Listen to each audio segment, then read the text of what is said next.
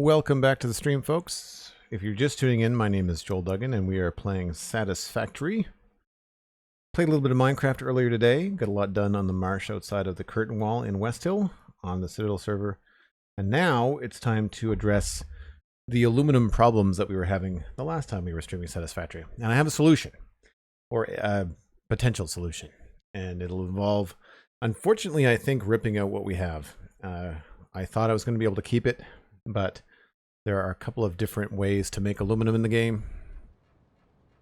And as cool as this looks, with all of the belts rising up on either side, this is overkill. We can do this with half as many refineries. So there's a real good chance that we are going to rip this out. And I'll explain why when I get a little bit more of a better view. Let's go up to the next floor, I guess. How do I do that? Over here? There we go.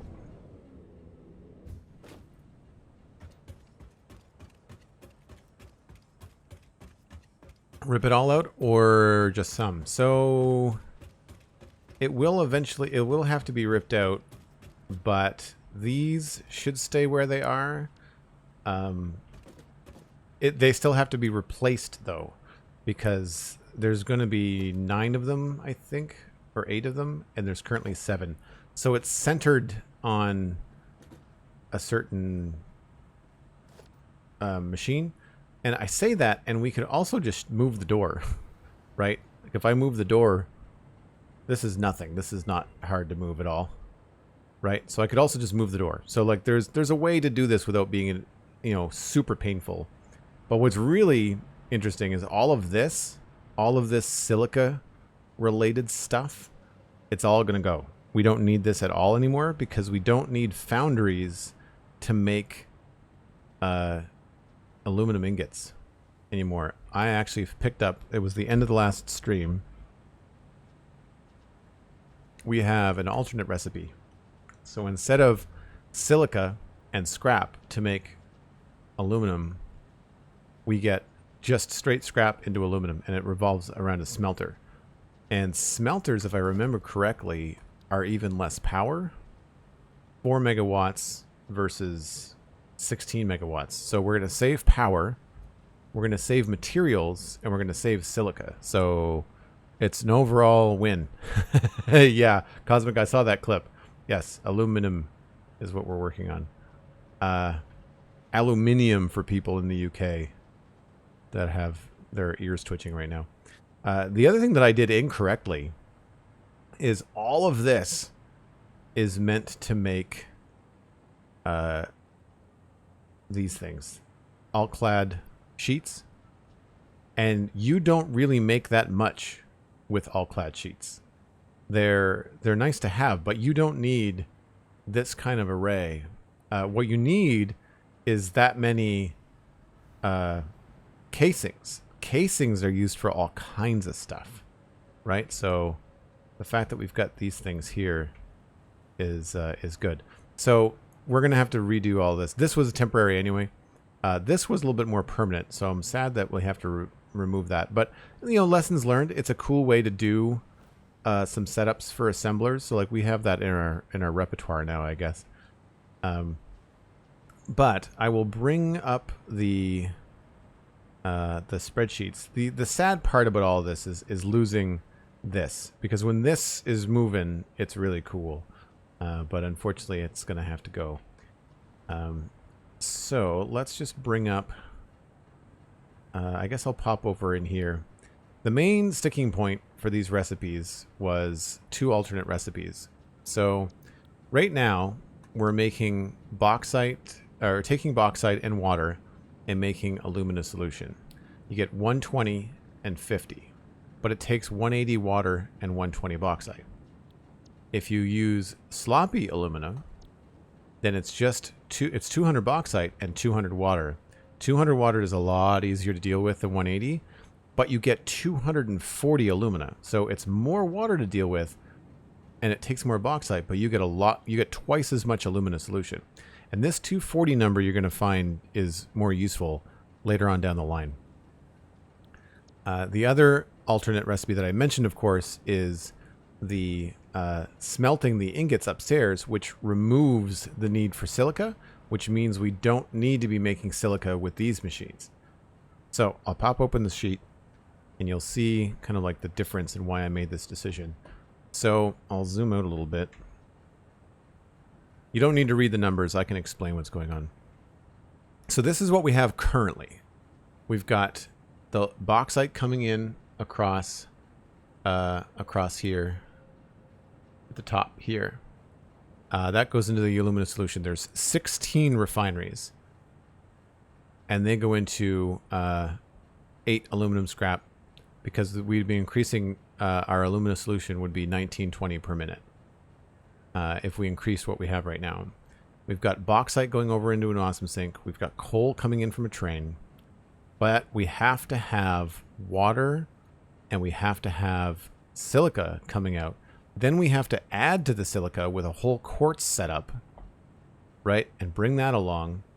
And the silica and the aluminum scrap have to go into more refineries. And that eventually produces all of this stuff. Now, I haven't run the numbers in here, but I know we're going to get like a bit more. So we'll do a little bit of this on stream. But you'll see that we also need to take the water, turn it into wet concrete, and then turn it into storage and sink. The good news is that solves our concrete issue. We will never have to worry about concrete ever again for personal storage. So that's good. But then if you look at all of this setup, if you think about how complicated that is, I'll try to zoom out more so you can see. There's the two options, right? So the top section has all of this quartz and silica setup attached to the bottom of it. And the water is really complicated. This bottom section is our alt recipes, which is what I was talking about. Removes the quartz. There's no need for quartz. And I'll zoom in and I'll show you that the water setup is way easier. So here we need 2880 water, which is 4.8 pipes. Down here we need 1800 water, which is 3 pipes.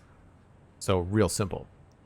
And then here the output is 2160, and here the input is 2160. There's no waste, there's no rebalancing.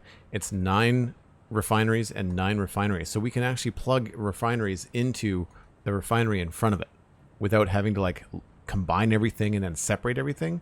So it's a 1-to-1 refinery ratio, which is, I think, stronger. It's the same water wet concrete thing. We still have to do the dump into the awesome sink. And then what we'll do here is we're going to rebalance. So all clad aluminum sheets are used for heat sinks, battery alt recipes, and buildables like belts and gear and vehicles and stuff. But aluminum casings are used for batteries, fused modular frames, radio control units, and other alts. So I need to rebalance this and make a lot more aluminum casings than aluminum sheets. And this also removes the amount of copper we need. We've got like 600 copper coming in and I need 60. So it takes our copper and allows us to do other things with it. Removes the silica. Silica, it turns out, is pretty important later on in the game. So by not spending 2/3 of our silica on aluminum, it frees it up to do other things. Circuit boards and computer stuff and all kinds of stuff. So the only thing I haven't done as a final check is the numbers out here. So this is correct. This 1920 is where we're at. And I'll zoom in here again so hopefully you guys can see the numbers a bit better. So 1920 is correct, but what we need to do here is figure out our split on aluminum sheets and aluminum casings. And it's not 1440. I need to split off. This is only going to be 1440 per minute.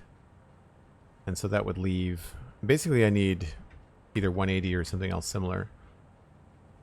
So if we had, this takes 90 per minute.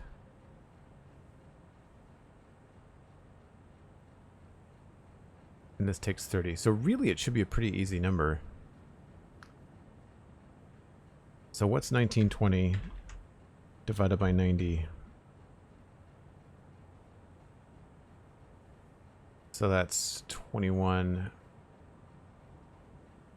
So what if we did 20 constructors? 20 times 90 is 1800. And that would leave 120 going up here, and that's still divisible by 30. So that should work. So we'll do 120. We can always change this ratio later and do 1800 here. Right? So then I can change this.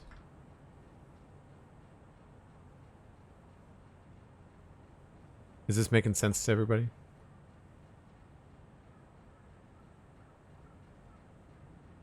So then 1800, this will just be 1800. This will be 20 constructors, which is a nice even number to work with. And 60 casings times 20.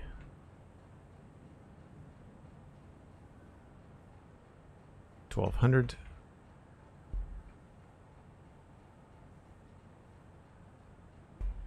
That makes this 1,200. And that makes this 1,200. And we can do with what we want later. That's good. And then this number becomes 120. That becomes 4 assemblers instead of 6. And this becomes 30 all-clad sheets per minute. So that becomes 120 again. Right? 120. This becomes 40. That means that's 40. Yeah. I think that works.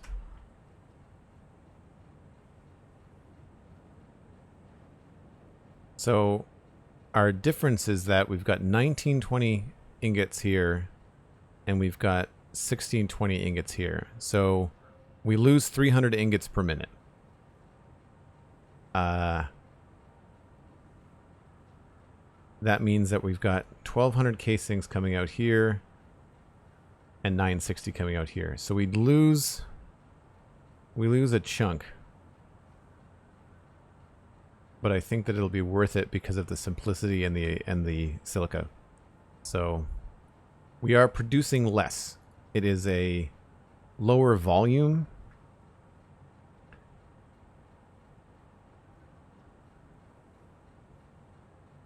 But I think it's a much simpler setup. So enough spreadsheet. What we're going to do in here, first thing we have to do is get rid of all of these blue water pipes. And what I want to make sure I do is I want to leave myself enough room to have like a cavity wall and have some design going on. So this room obviously is already kind of sorted out. So I'd like to have at least this kind of space from one thing to the next. Oh, that's all good stuff.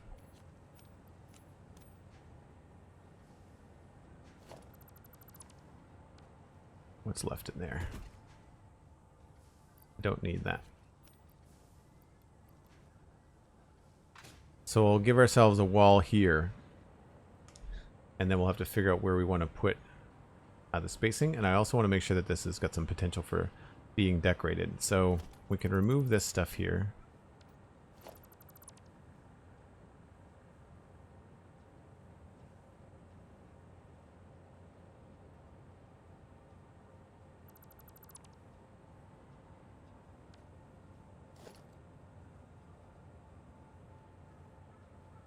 Having a delete filter is fantastic. Oh, except for inventory problems. I should probably go empty that stuff.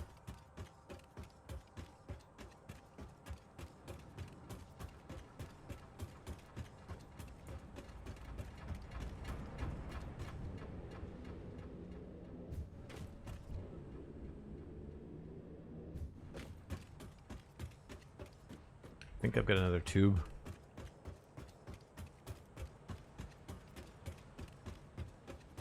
Oh, maybe not.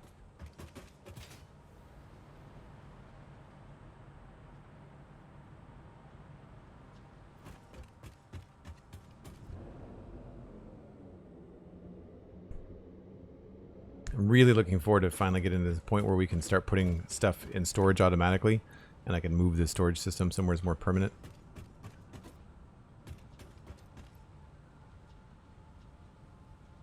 I also need to be able to.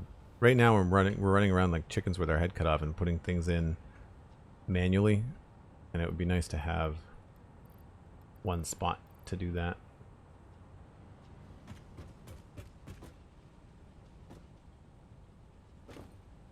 The hitboxes on those are really messed up.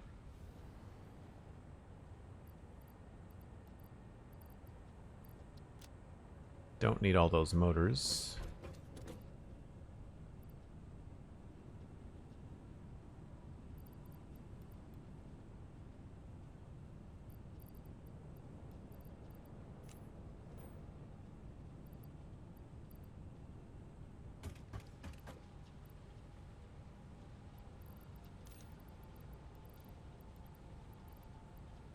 Rubber.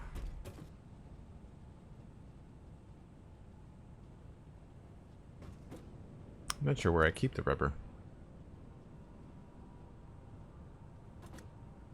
I guess in there for now.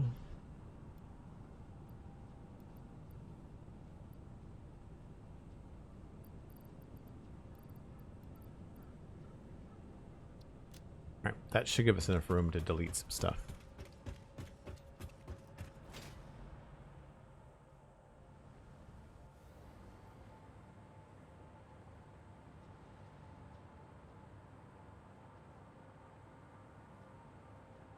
So all of this is still going to be relevant, but it's not going to be lined up this way. I think what we're going to do is line up the machines facing this way, because the scrap recipe doesn't change. I'm pretty sure when I looked this up online that there is just only one scrap recipe.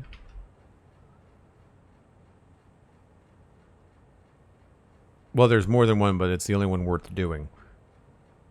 This is really complicated and well beyond us because we don't do sulfuric acid yet. And this revolves around petroleum coke, which you can't get naturally. So coal and this is the basic way to do this.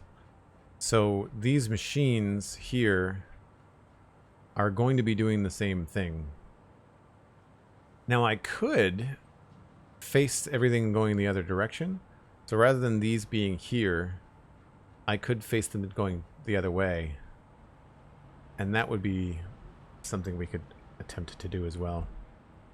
Honestly, it's going to be easier just to rip this whole thing out and start again, but this time with like decoration and design in mind.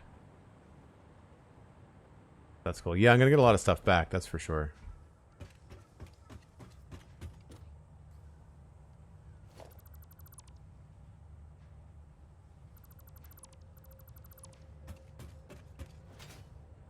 So all of this nonsense is going to go.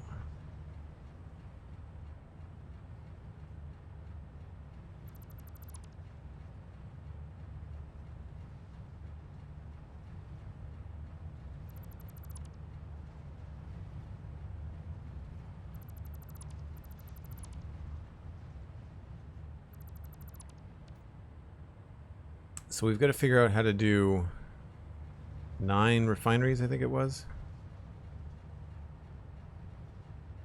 18 in total, but 2 sections of 9. Yep. And this is 7. 1, 2, 3, 4, 5, 6, 7. And this is 8 with a space. So because we have them facing the same direction, they can't face one another like this. These ones have to output into the other ones, and I feel like Yeah, the pipes line up. So what we could do essentially is have, if this was like a row of 9, we could take another refinery and essentially just give it some space and line it up. And then the output from this refinery would be just like 1-to-1 right into the next one, which I think is really cool. And then this would not be producing silica. It would just be producing, that's the only output. And then this would need coal. Right? And we can bring that in on a belt. So it'll be very similar to this. We have something like that. Pop that up. And then grab that and have that be kind of like that. Or similar. And that would be the setup. So it's very convenient. Now, I also want to make sure I do something where it looks good, you know? Did I finish scanning all the hard drives I found? Oh, no. And I think one of them went off while we were chatting here. I think I heard it go while we were in the spreadsheet, maybe.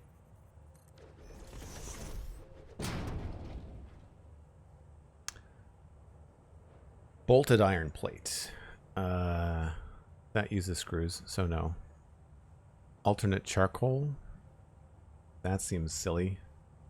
Alternate plastic smart plating. I don't know what the original recipe is for that. Oh. That's a no. Why would you want plastic? I guess it increases the output, but no thanks. We're going to do that trick where you can escape and re-roll the hard drive. So 10 minutes. We'll see what else we get. Thanks for the reminder, Cosmic. Yep. So the plan here is to rip all this out, I think. And before I really commit to that, I'm going to jump on a train. We're going to go down, or maybe I'll just use the hypertube because it's so fast. We're going to go down to the refinery, or the power plant, because power plant is got decorated refineries, and I want to see what my placement was in terms of spacing. Give myself some room here. They've made this so much more fun with how fast it is.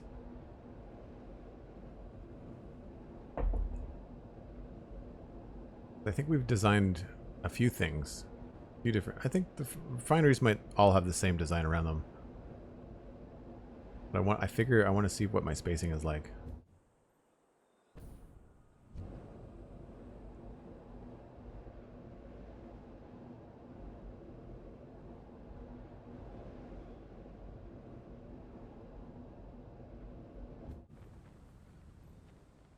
Not sure why you get way higher now.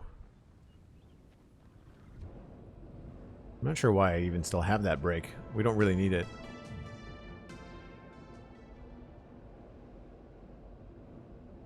This is the hard one to get because of the speed. Got it.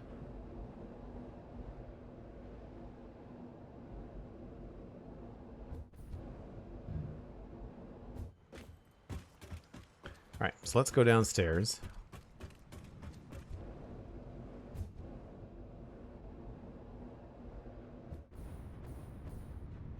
So this is what the refineries here look like, and we've got them all nicely encased in stuff.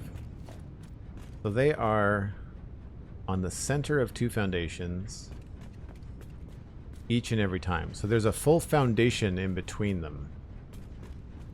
So that will spread out our potential design if we want to go that far. I might want to pack them closer. I don't know if I want to do this kind of thing, but I think it looks pretty cool. I like the way that it came together.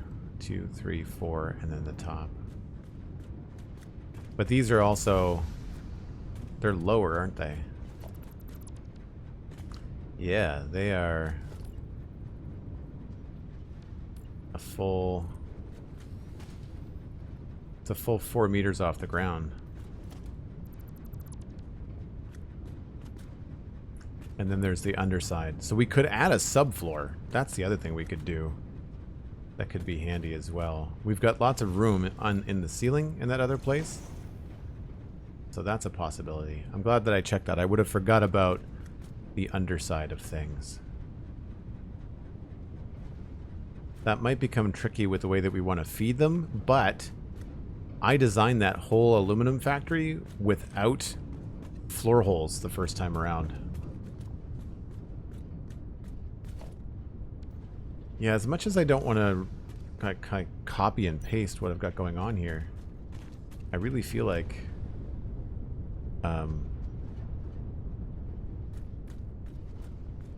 weird that that's so dim. I really feel like we could do something similar.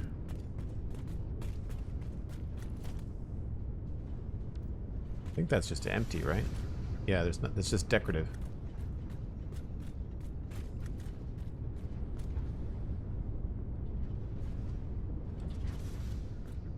Okay. So we've got full. Yeah, they're all spaced on the middles. So there's a full foundation between them. And then this is just me being decorative. It wouldn't have to be like that. And then the front side, I think they all look exactly the same. Yeah. Now here we wouldn't, you know, in the aluminum section we wouldn't do bays of 4 because we only have to make 9, so it would be 9, 9, and 9. Okay. 2, 3, 4, and then how deep is all that? And that's just a half foundation. Where do they line up on the foundation?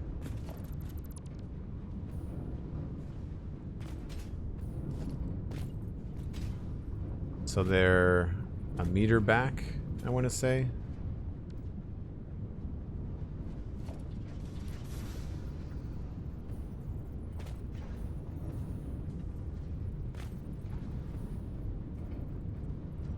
One.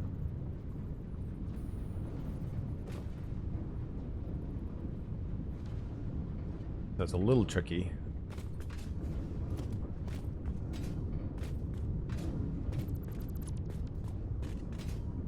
They're on 3 foundations.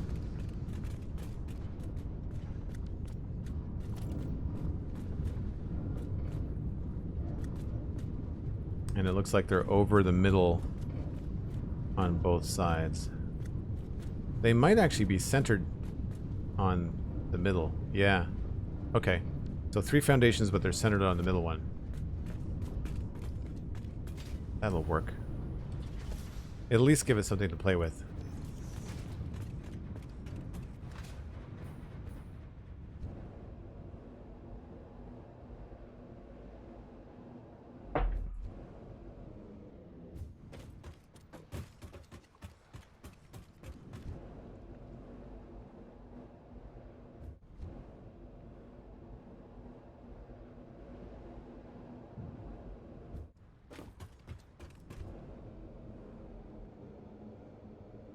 Very Art Deco. Yeah, thanks.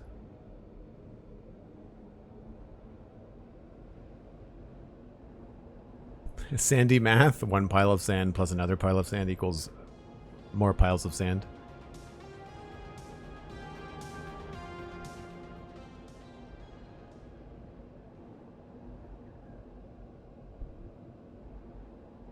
This should give us some speed. Or maybe not. We don't slow down going uphill. That's good.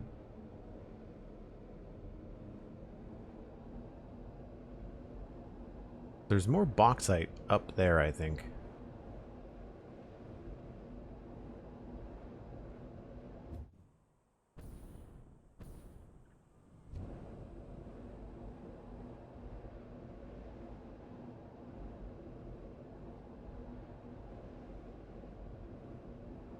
The other way that that water works out is that for extractors, we only need 15, which is exactly the way that our water facility is designed in rows of 5. So all of these changes really make for a more simple aluminum setup.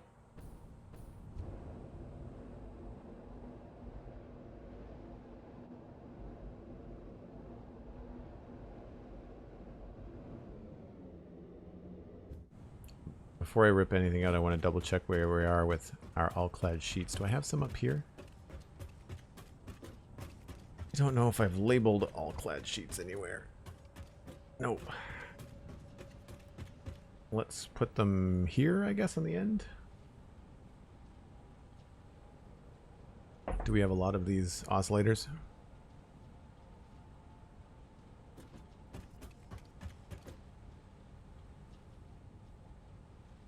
Yes, okay.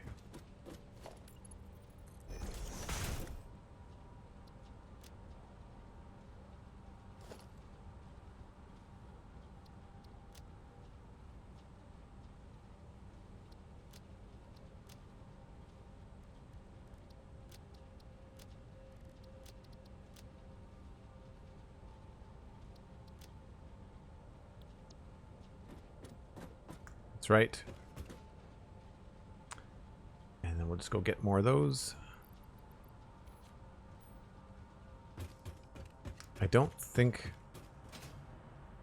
we have like a lot, but we have some. They're great for belts, and we're going to need to get the production back up and running soon.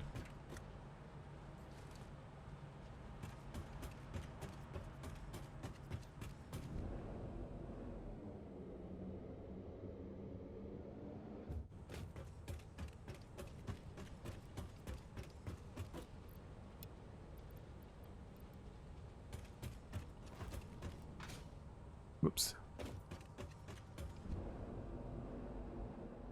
I do feel like the hypertubes are flashier. Like when you go through something.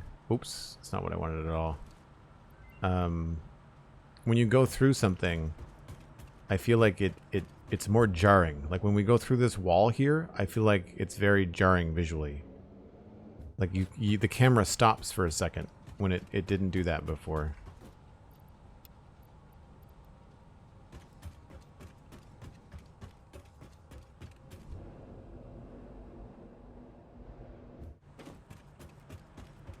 And we can always feed these manually, I guess. And then this has just been filled up, and this is too much to move right now. These will stay kind of where they are, I think. Okay. So I don't have to worry about the silica because all of the silica has got awesome sinks at the end.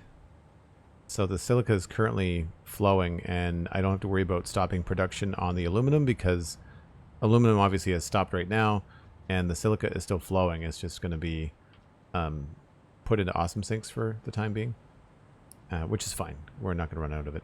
But you can see here, oh, maybe we don't have a lot of room. I thought we had a lot of room. That's interesting. I guess I have to remember. I'll have to be careful with that. I could add a subfloor rather than going down. The floor in that other facility was up at this level.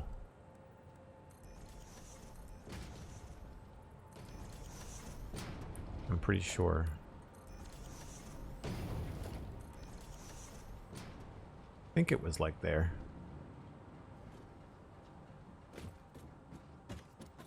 That may or may not be enough room to do what I want to do.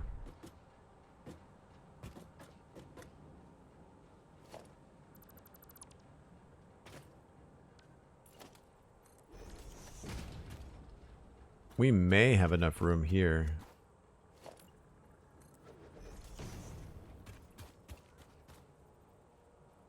Guess it depends. I'll probably try to get the most out of this space.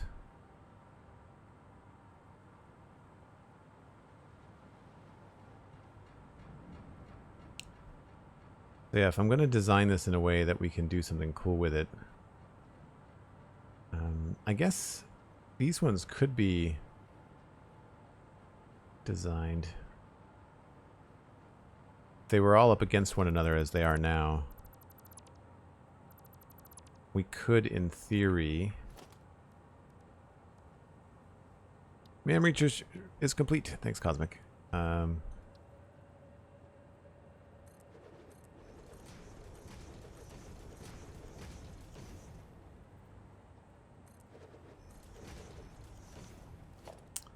Where's that curvy one?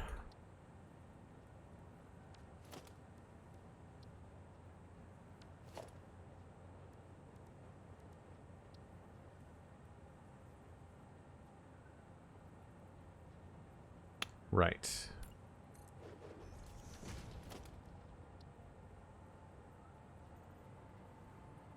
So you can't really do that.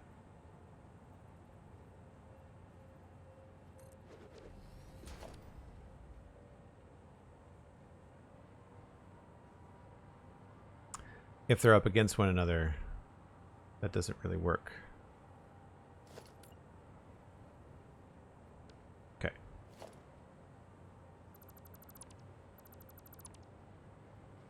Well, might as well get her done.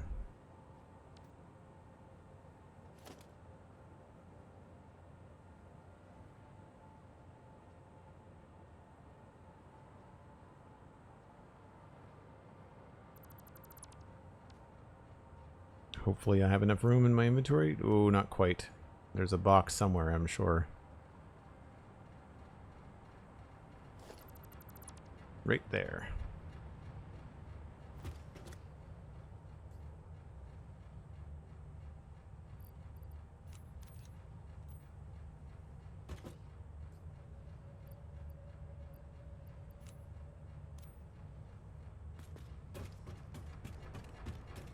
This is going to be interesting.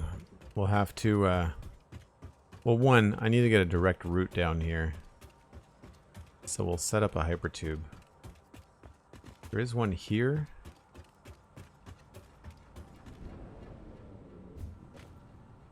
That only goes up to the next level.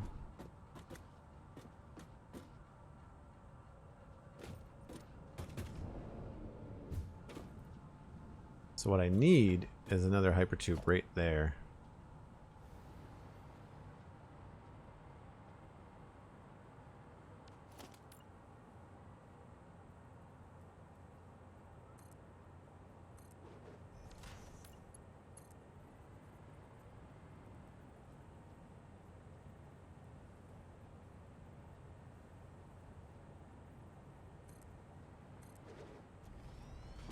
That'll be good enough.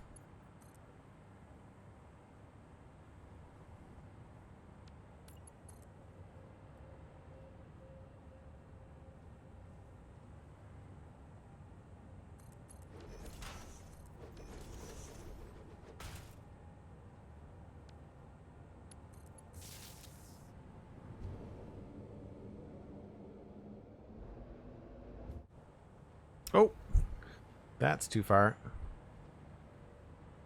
Oh, it's because it's high. That's what happened.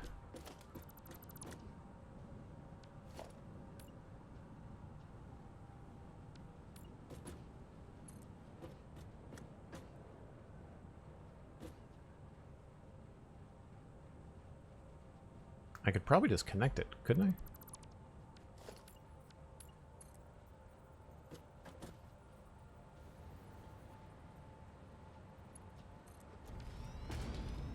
And that goes down here. And then we would have the option. Okay.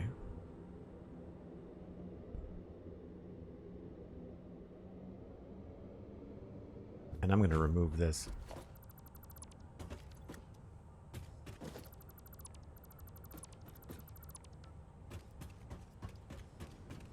Right, let's just put some stuff away here. We're just going to be deleting things for the time being anyway.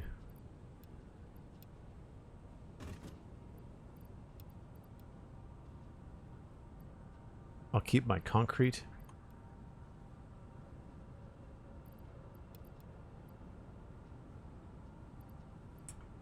Don't need the bauxite. Plastic.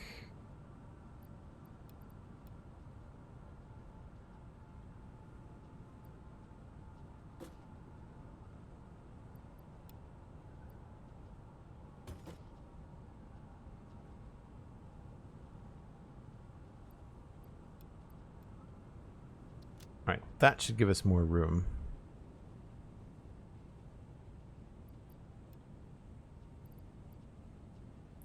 And the ma'am is done.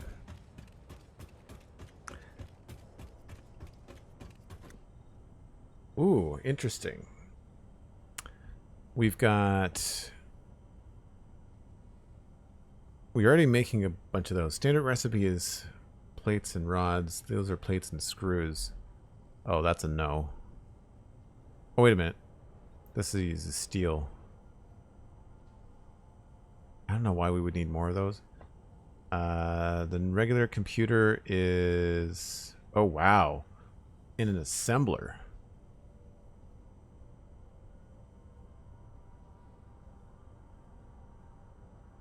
That might be worth getting. The fact that it makes supercomputers something that only needs... I guess those are strange. The cooling systems are not in the computer recipe. So I don't know enough about that distance down the line in the game, but that could be good. And these... That's a complicated recipe, also being dumbed down into something a lot simpler. Motors and heat sinks. Heat sinks are pretty simple. Motors are pretty simple. Nitrogen gas. They need nitrogen gas no matter what. Those are both tempting. Any feedback from chat? Anybody that's a little bit farther in the game that might suggest either one? I mean, it doesn't... We can just get more hard drives and unlock more stuff. I feel like cooling systems are part of the space elevator.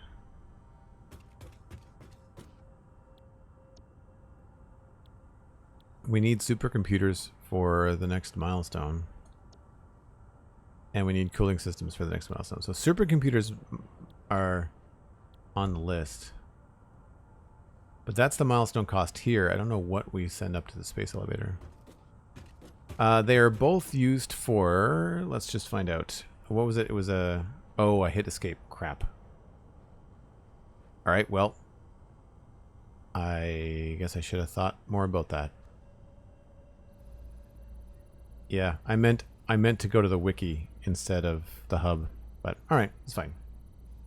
We might see it again. It was... Cooling system... I did look at this. So heat sinks are one of the all-clad sheet things. Cooling systems only have the 2 recipes. That seems much simpler. And they are used in thermal propulsion unit. So that's part of the space elevator. They're used in turbo motors. There's the alt for the supercomputer. Yeah, so turbo motors and thermal propulsion units, those are big things. Turbo motors are apparently a big thing. And then what was the other thing that I wanted to look at? It wasn't radio control units, it was supercomputers. So supercomputers...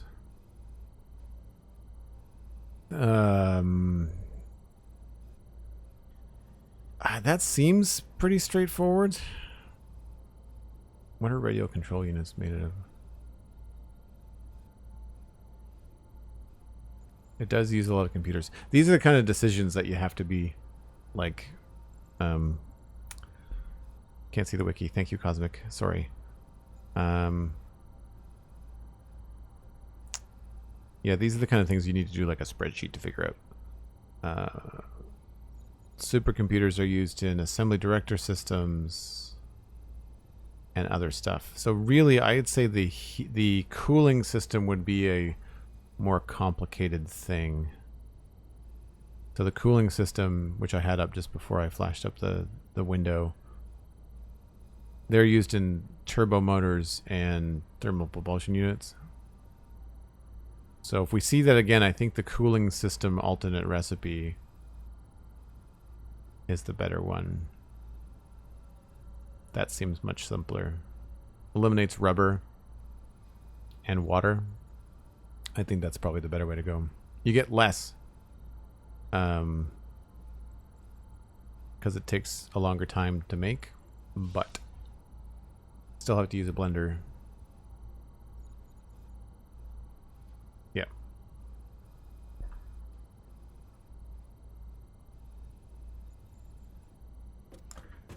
I will try not to mess that up next time.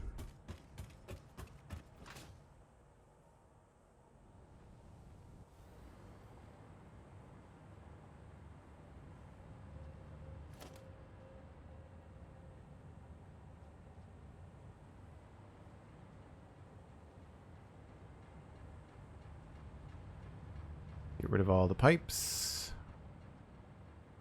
Yeah, we're just going to remove all of this. The whole thing is going to go.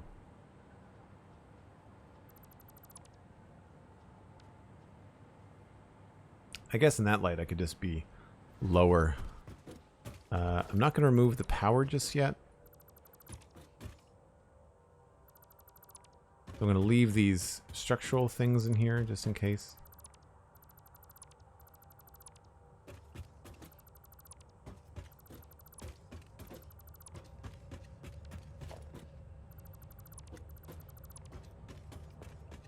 It'd be nice to cover that up too.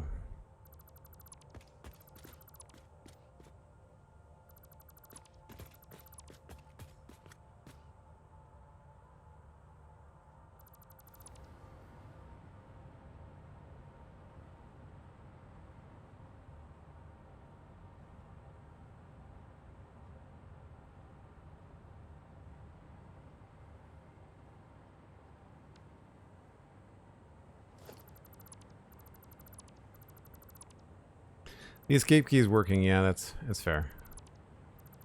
On that menu, not on the other menu. It doesn't work on this. Customizer.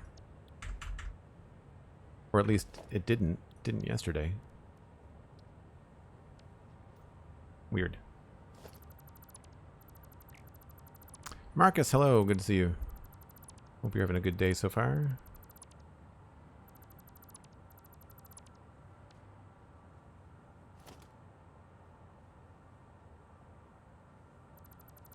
We are currently ripping out our old aluminum because we've got new recipes and they are better.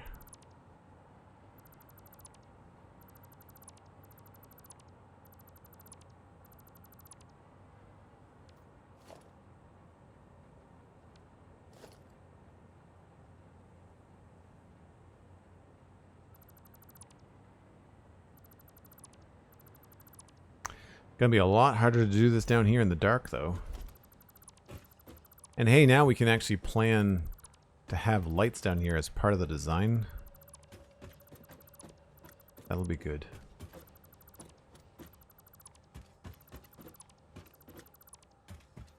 Sun's getting real low. Is it actually? Oh, it worked out, too. We're right on the hour. That's awesome. So yes, I will take a break now. For folks that are new to the stream, I do this about once an hour. Really important for me on long stream days. I find that getting up out of the chair really helps. And gives you a chance to get up and grab a stretch or a drink or whatever. All that kind of good stuff. Now, these 3 pipes are going to stay coming in. Probably, I'll leave them here. Because we're going to add 2 more. Or it's going to be the same 3. That's the other thing. It could be the same 3.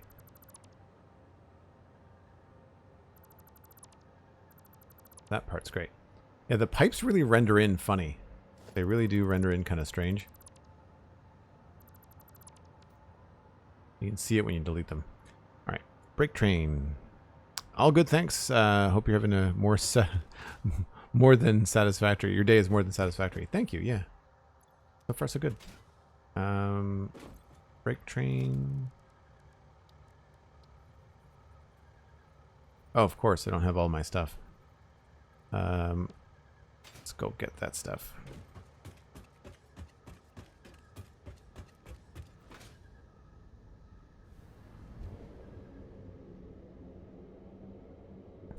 It would be cool if I had a really long hypertube network and I could just send you guys around in circles. It'd be kind of fun too.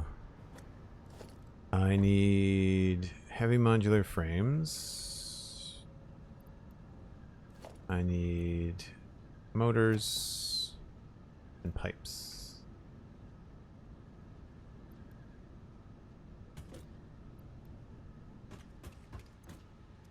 Right. Yep.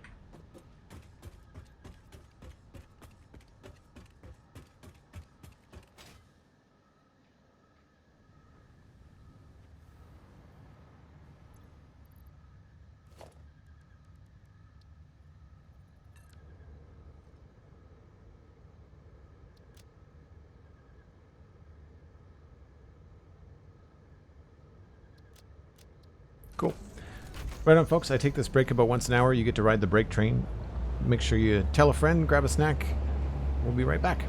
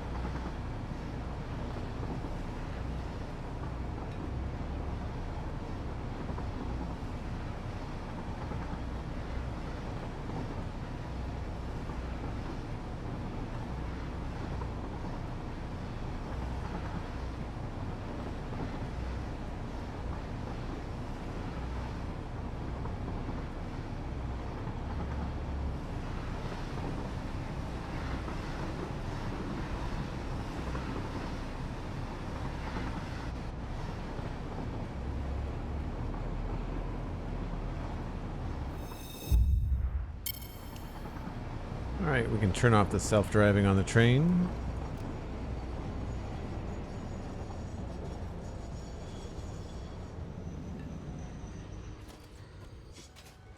I might as well just leave that there. Marcus and Cosmic, thank you. First time being here for a satisfactory break. Love the train and seeing the world. That's cool, Kiwi. I'm glad you like it. It's a fun way to do a break. I much prefer a moving break. One of the things that Alistair, I believe, has done on his stream is on Minecraft, when he goes on a break, there's like a cinematic that plays. Like he used a mod to record some video. And I should do that. I should do that for the Citadel. So that way when I go on break, rather than a dead screen, people can watch, you know, a fly around of West Hill. Because people ask for tours of West Hill all the time. The problem is I haven't done a tour because it's not done. But then when it comes time for me to do a tour of it, I'll be working on something else. So then the break the break will end up being, you know, something else entirely than what I'm currently working on. So I just realized something when I was talking about how close we are to the ceiling here. This floor has to get ripped out. So if we need to raise the ceiling, we can just raise the ceiling. It's not really that big a deal. And if we encase them, you're not going to be able to see the top of them anyway. So it'll work out. So I don't think we have to mess with the floor too much. One of the reasons why I don't want to mess with the floor, I think this floor is increments of 8 meters from the main line here. So like if we go out here, yeah, so 1, 2, 3, 4, 5, 6. Yeah, so we could try to do something below here, but I don't know if it would be more of a headache than it's worth.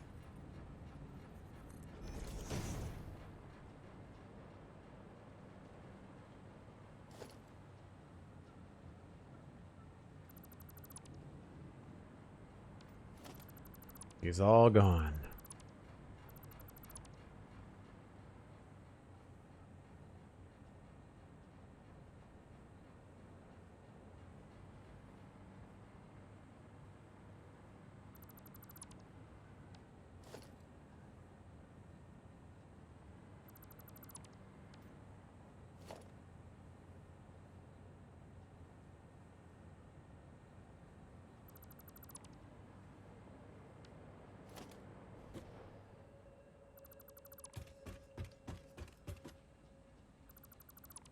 I wonder if the MAM research is done. It probably is, hey?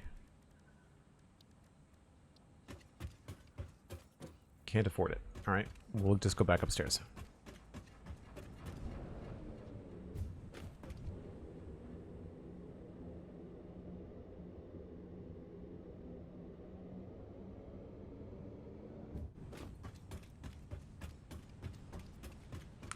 So the cooling system is definitely an alt that we want. And removes no, it removes computers but adds rubber. Rubber cable, that's a hard no.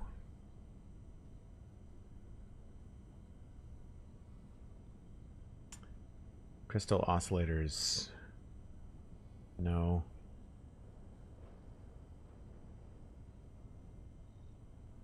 No, why would I? Yeah.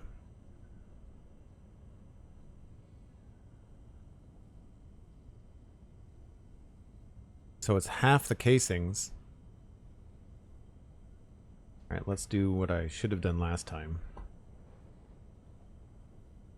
And that was a radio control unit.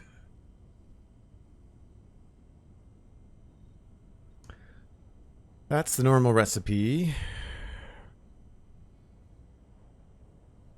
It removes computers but adds rubber.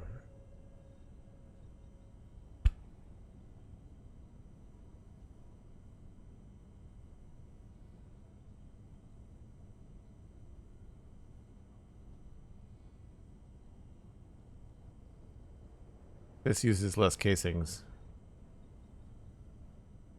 So yeah, I'd rather go with the regular recipe. So on purpose this time, escape and re-roll.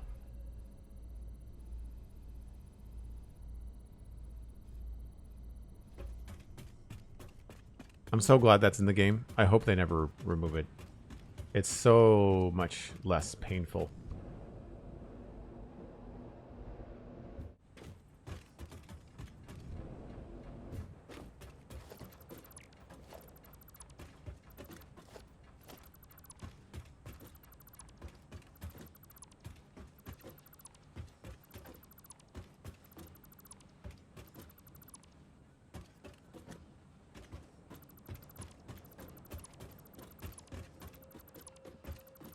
So we'll see what... Oh, I just deleted my hypertube. Filter fail. Or player fail, probably.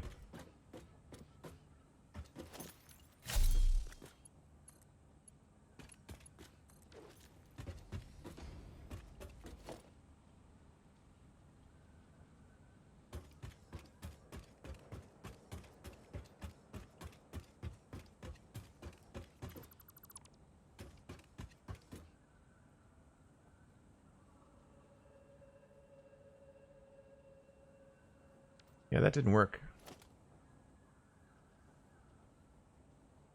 There we go.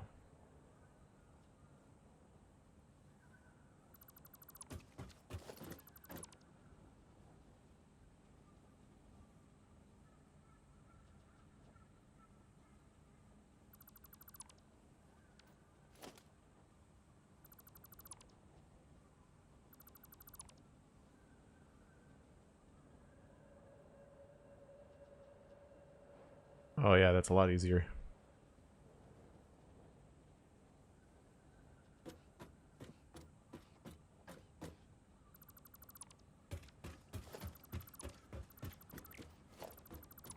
I don't remember turning all the pumps blue.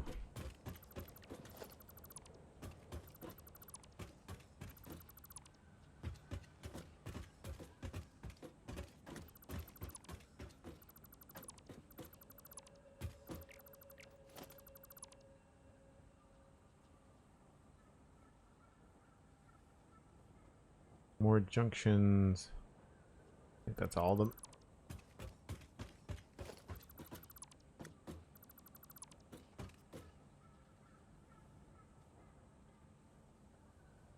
There were certain aspects of this that I found very messy too.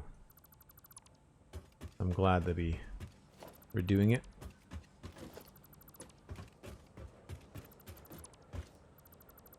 We really haven't done much in terms of decorating inside of a Devastator, and I need to start fixing that and planning these floors rather than just brute forcing our way to get the materials. I need to actually think about these things from a space and decorative point of view. Oh, there's a hole in the floor there.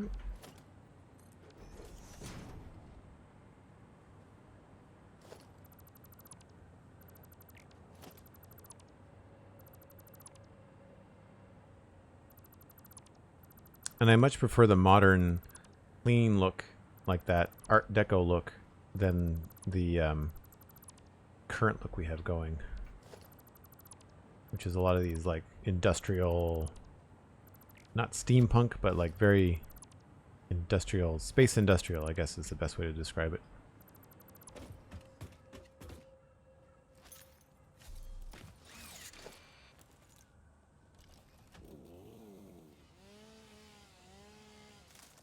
Might as well grab some of this stuff while we're down here.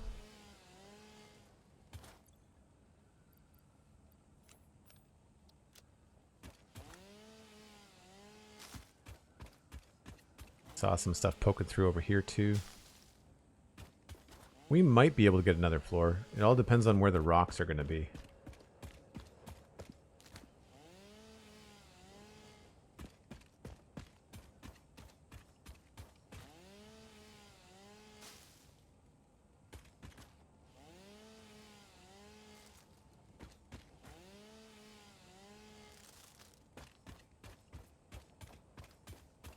Anything else sticking up?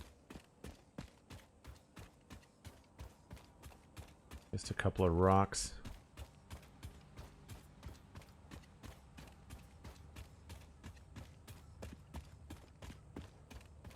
So that's one of the reasons we probably have the floor up so high, is because of this.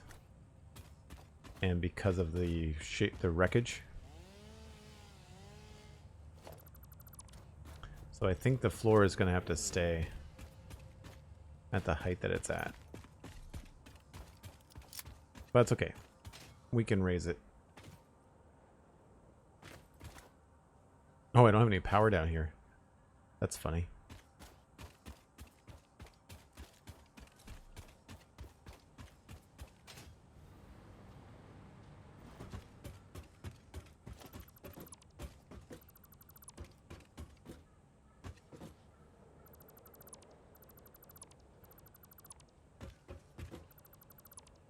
I guess we can get rid of the power.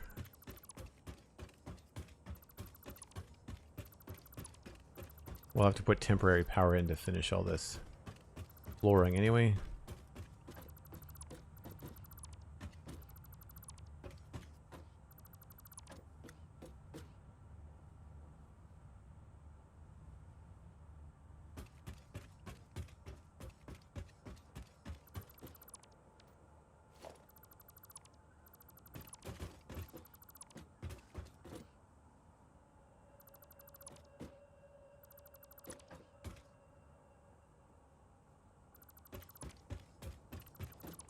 Cool. I did not anticipate this taking this long.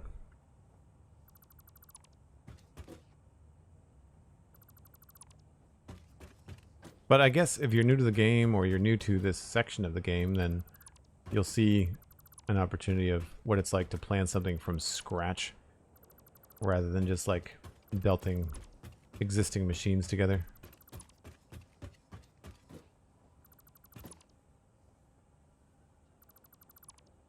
So I'll leave that there. That's our bauxite input. I'll leave those there in case we need them. There's just a few of these little last bits left.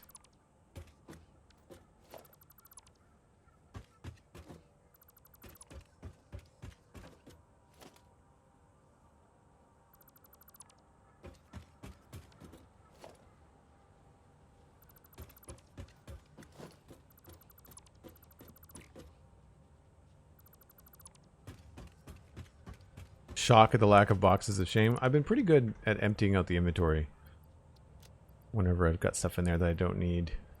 We're getting there though, we're getting full.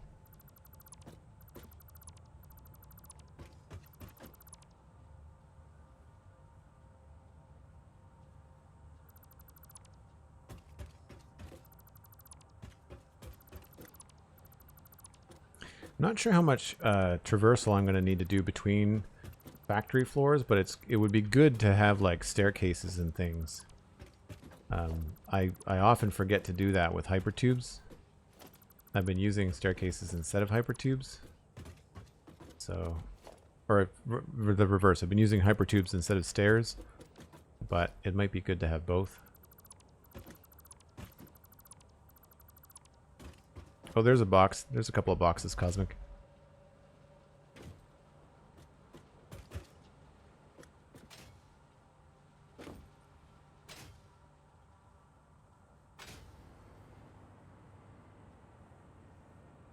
Plastic.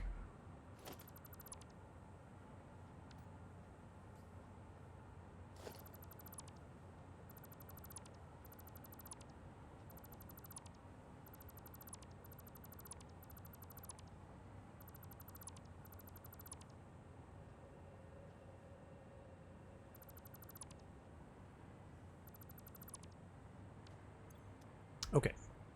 So I know that I wanted to have at least this section here.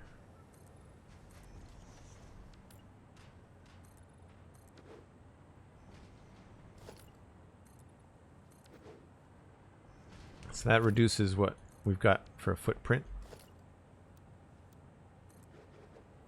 And I already said that I can change the location of this door. I don't think I can move it much to the right, but I could move it left. So if we wanted to have that same sort of like walking into the center of the factory, I feel like we could probably move things around a little bit. Oh, there's the MAM research complete.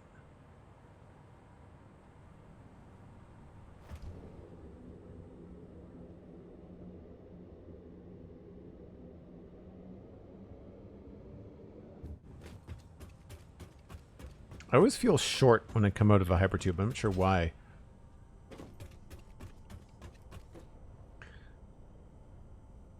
Oh, that might be interesting. Standard recipe is sheets. So it uses more plastic and more Caterium, but it gives you 7 circuit boards.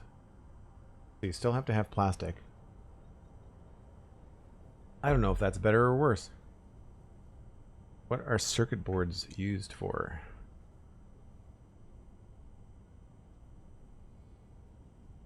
All kinds of stuff, I'm sure.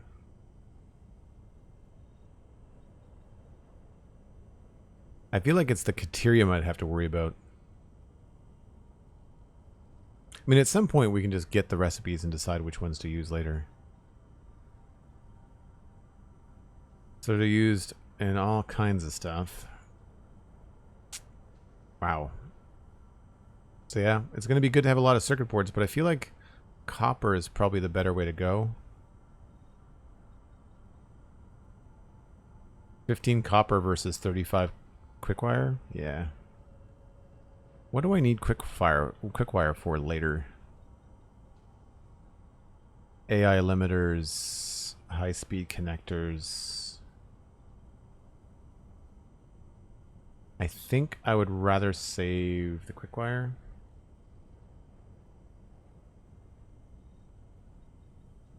So, for fun, we will roll again.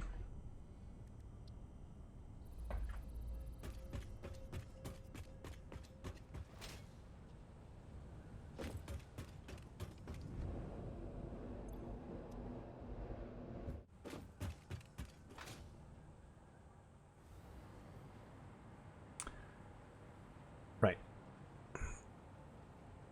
So I guess I should make sure I have the right amount of flooring. I like the fact that this is like a nice even number, but I am going to change, I think, the size of everything. And I don't know that I have a blueprint for flooring. I know I've got regular foundations.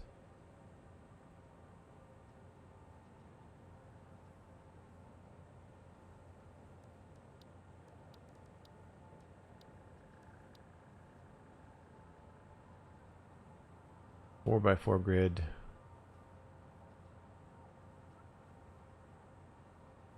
Right.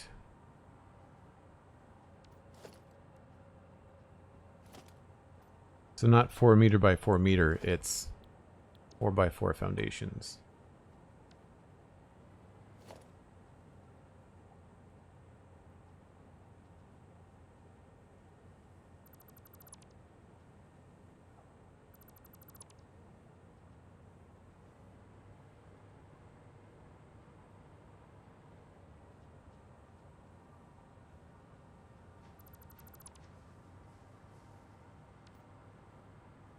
I guess we might as well start from the beginning.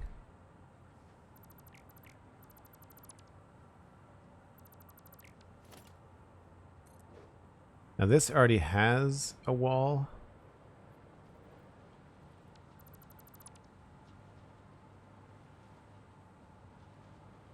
And it doesn't have any room there, so we may want to consider extra space here.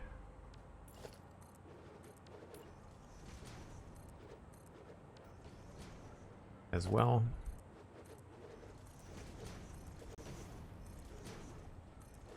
Whoops. Oh, I wanted to make those thinner.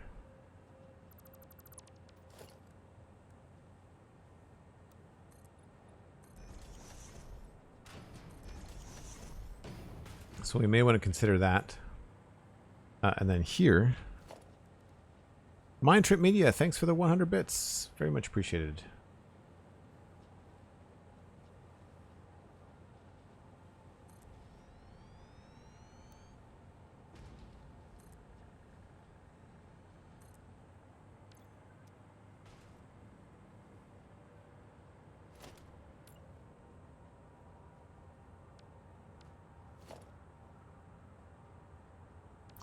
So how do I do the block picker mode?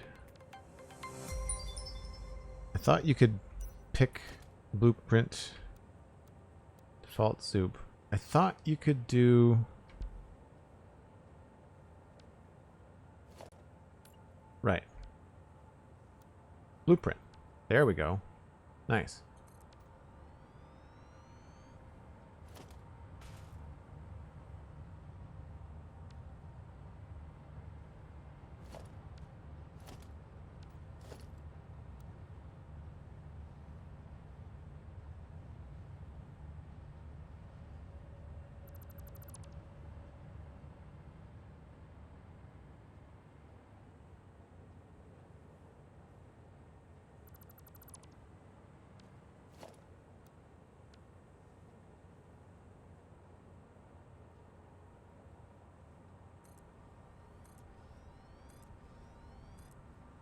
That's much faster.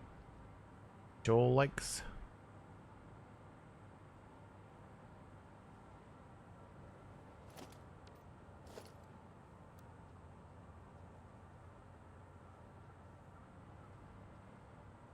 So I do want to try and keep this road here, if I can.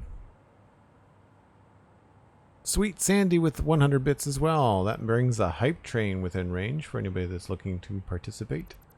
Tier 1 sub. Or a 100 bits or a Prime sub. Right, so I have this road. I don't know why I'm ever going to need it. I just sort of like it. So I want to try and keep it if I can. I'm not sure why we would ever need it. It does sort of get in the way. The idea was that trucks could come up here. I could have trucks turn around and bring stuff, but I don't know. Not exactly sure how that would work. We don't have any materials, I don't think, that are far enough away that would warrant a truck bringing them in.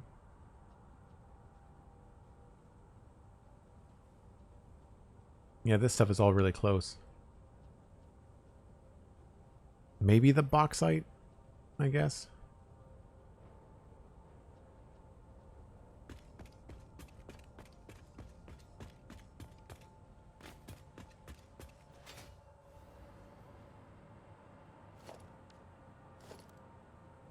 The only thing tricky about the new blueprint delete mode is that if you forget to turn it off, when you go to delete something, you have to remember that you've got to like choose it again, change the mode.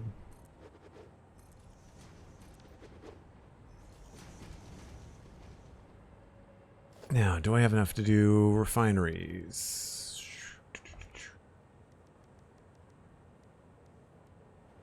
Do. So, if we were to update my little swatch here, let's put this on 4. And this is doing bauxite. I guess we'll leave that there. So we need at least a walkway.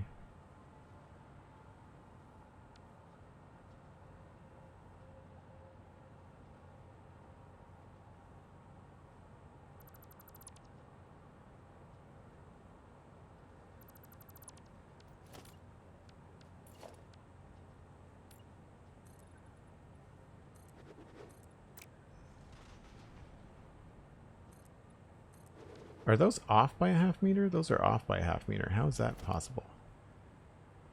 Oh no, that's just a weird render. Are those have got parts in them? I didn't realize they had a seam down the middle. Interesting. Never noticed that before.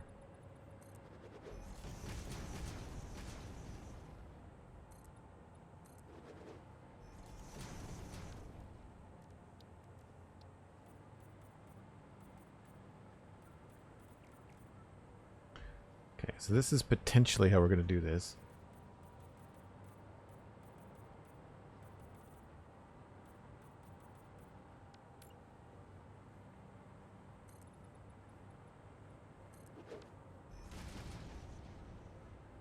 So we'd want to come in and down from here if possible.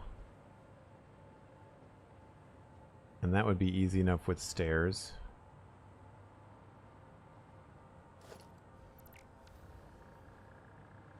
We'd also have room to put stairs back here too.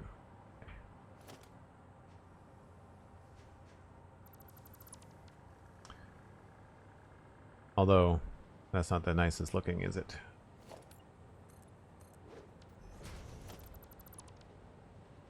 We can work with that. So then I'd have to think about... I don't remember how much space I had clearance.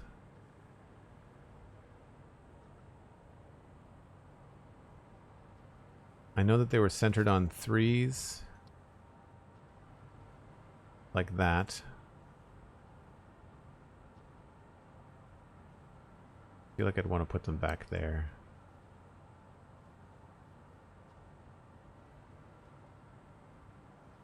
And here lies the fun of update 8.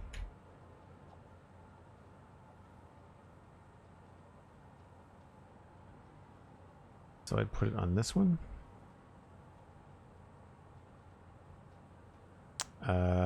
That's going out.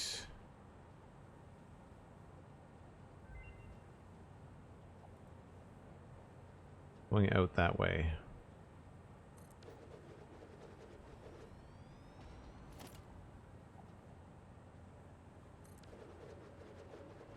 We will not be able to fit 9 in the orientation that I was hoping.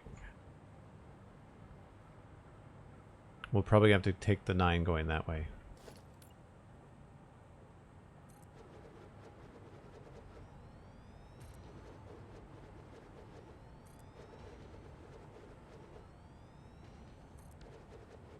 One, 2, 3, 4, 5, 6. No, yeah, way short. Way short. Okay. So I think I'm going to have to forego the idea of having everything facing us and centered in this building. We'll have to come up with a different way of making it look nice. Yeah, the new nudge functions are great. The only thing I don't like about it is that after you lock the hologram, you can't turn it around. Like, I can't use my mouse wheel to flip it. I can only use the mouse keys.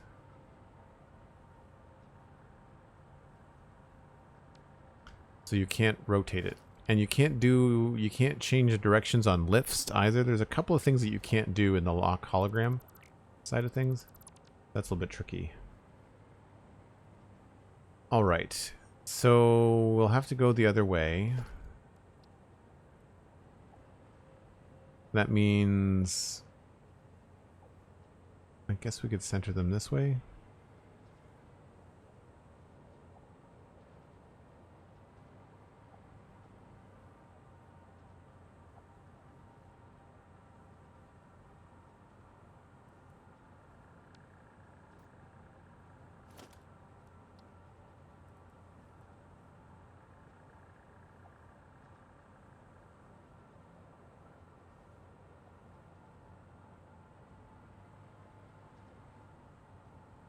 Don't know if that's going to give me enough room for what I want to do.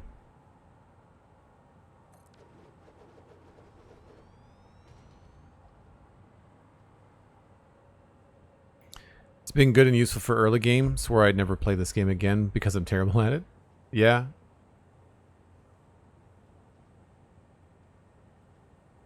I noticed that you were back playing again.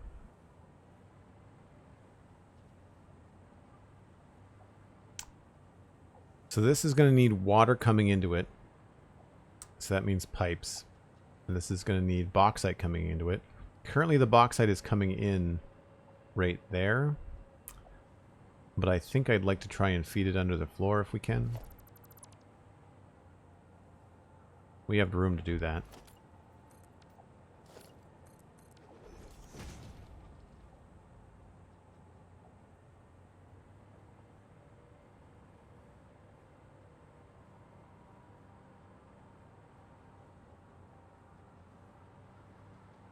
And then what would happen with this is that it would output into another machine.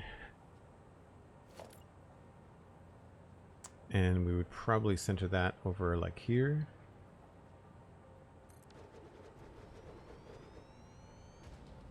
And the pipes would go straight across like that. And there'd be nothing coming out of that. It would be cool though to just put a floor hole here just to cover up like the weird end, you know? Just do something like that for the design of it, like just to put it in for decoration. That could be kind of fun. So it'll be 1-to-1 down the line. And then the exports of these, which is going to be scrap and water, that has to continue on somewhere to concrete. So we will have another row. I'm going to have to check my math on this. Is that in front of the door? Not quite.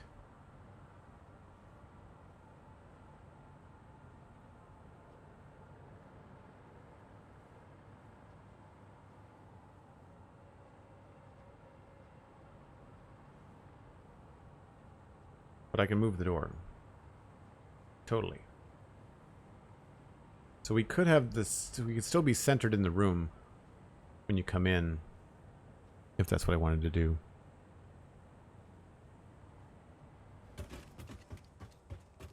Was it the big screenshot I sent you off of my stream library with Satisfactory updating and the caption is 100% your fault? That could have been the tip. That might have been the tip, yeah.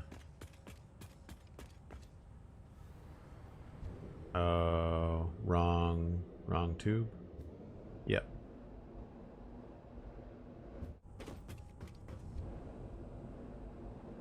I should fix that.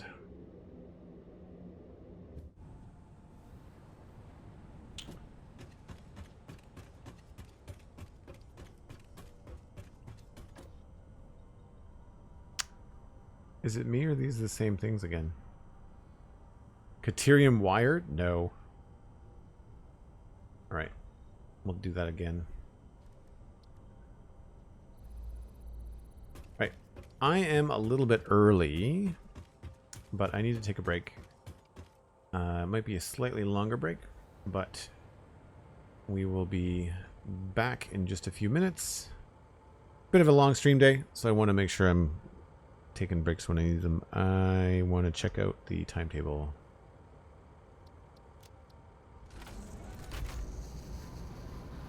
That should be good.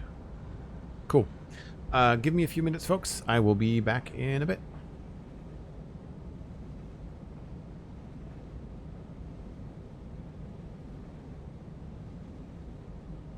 I think we have an autosave. Trying to switch to photo mode. There we go.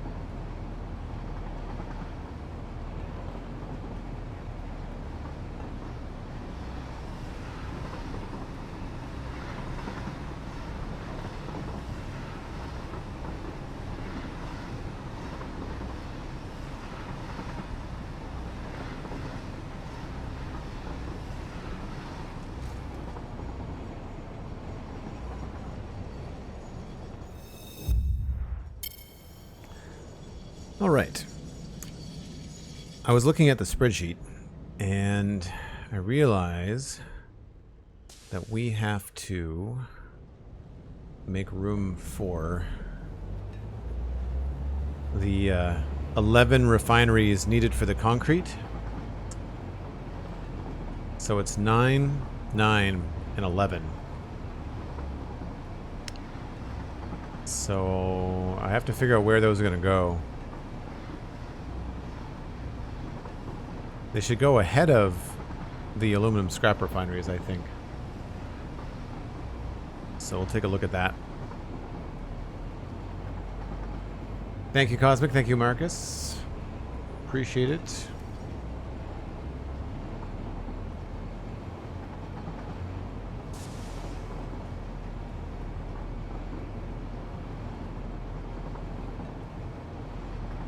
Once we get aluminum back up and running, we'll have a lot more wiggle room to be more creative in the world and build more stuff, which would be fun. I think I want to bring the rest of Devastator up to design standard before I start building other things, like other factory bits. I want to design more, close up the walls, add the windows, all that kind of stuff.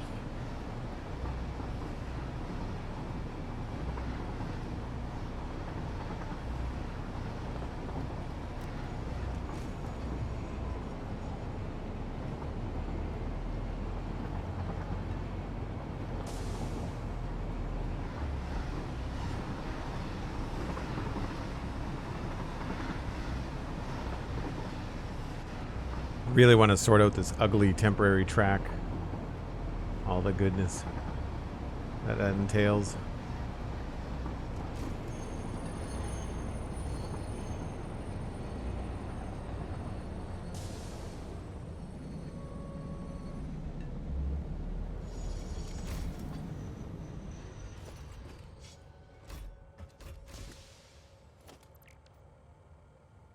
Don't have enough room.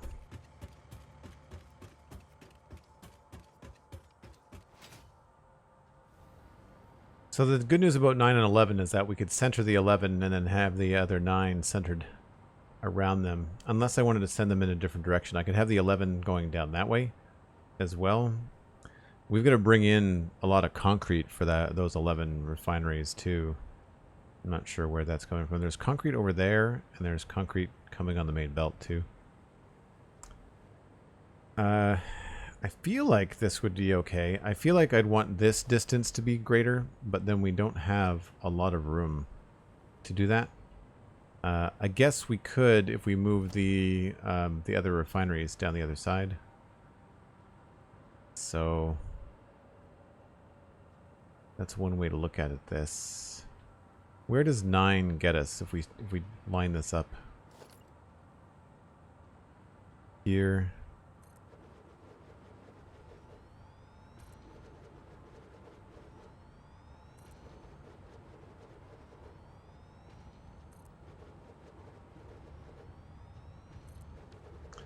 One, 2, 3, 4, 5, 6. 3 more.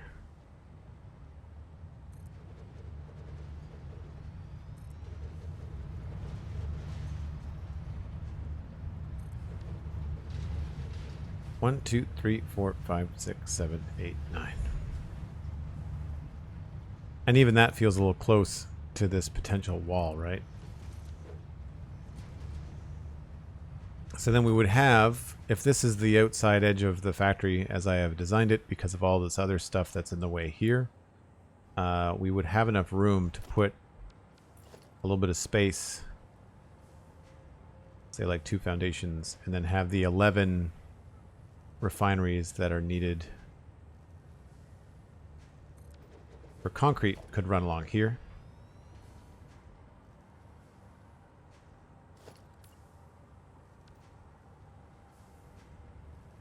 So that could work. And then we could move things around a little bit and maybe shave off a little bit here. So if I don't like this amount of space and I wanted this to be back farther,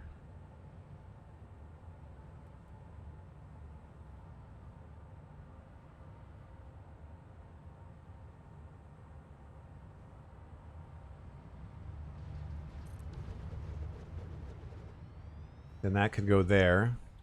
That would give us this amount of room for a path. I also got to remember that I'm going to be adding a floor. So this is actually going to be up a little higher.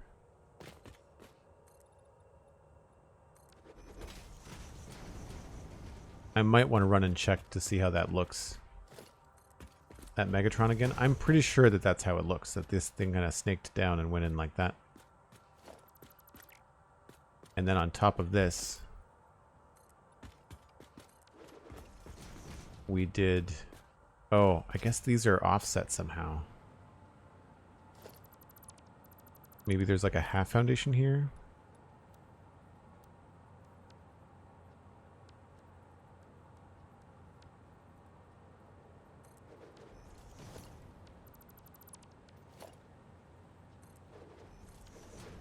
That's sort of ringing a bell.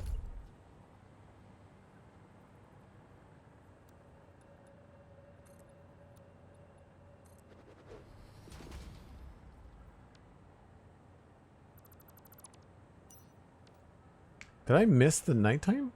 Did I go all the way around and come back before the nighttime? The whole break, the train ride was during the day?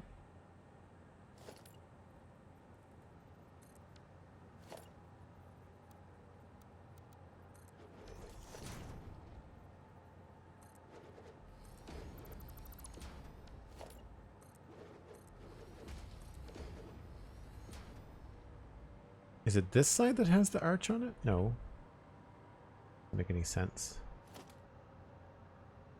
Oh, these are only supposed to be half foundations, that's why.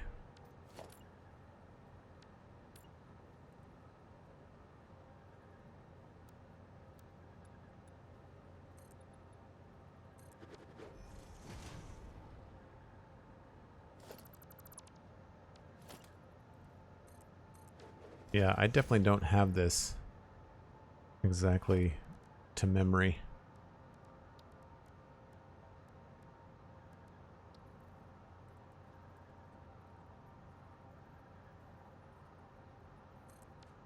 Oops.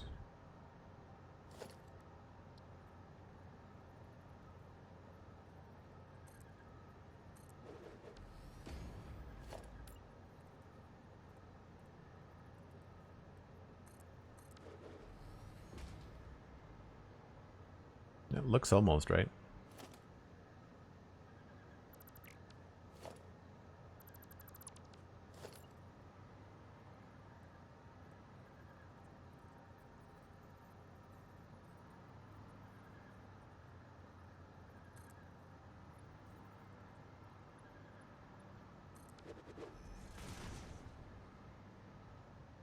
So if we do that, that sort of feels a little claustrophobic, doesn't it? I feel like I'd want to space that out a little bit more.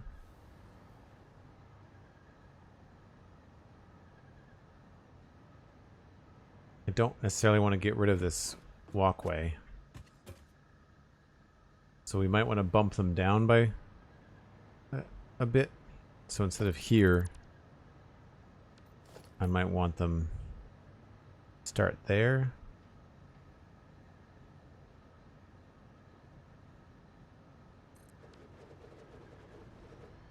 No, too far. Here.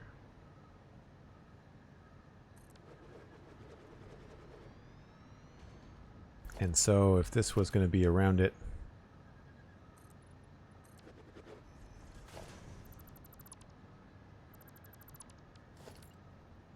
sort of like that.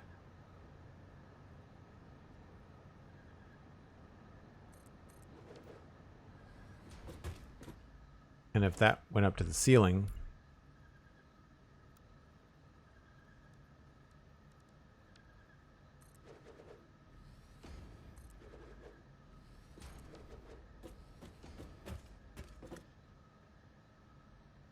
yeah, you kind of don't want to come into this door on a pillar. You kind of want to come in an like in an empty area.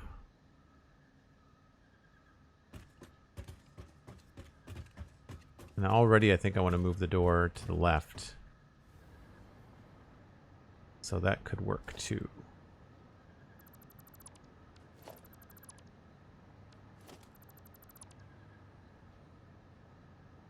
I love how easy it is to remove stuff in this game. Really saves you a lot of trouble.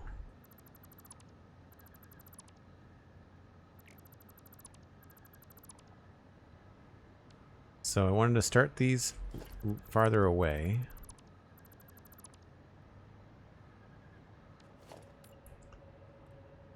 So instead of here, it's going to be on this one.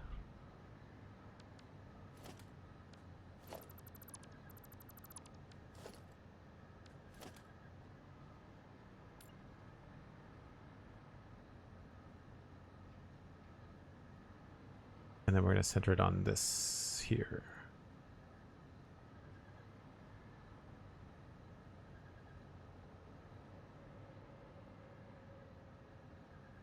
Yeah, the nudging really helps. Really helps when you're doing this kind of planning.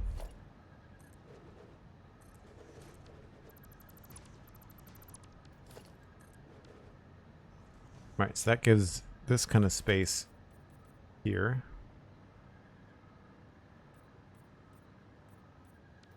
These would still, I think, technically squeak inside the bounds.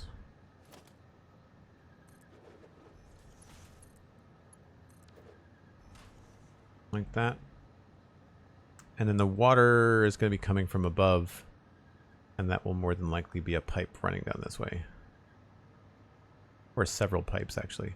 Which I have to think about when I'm doing this whole, like, encasing them in something. I think I might leave the front with that nice arc on it, but I might do something different with the back.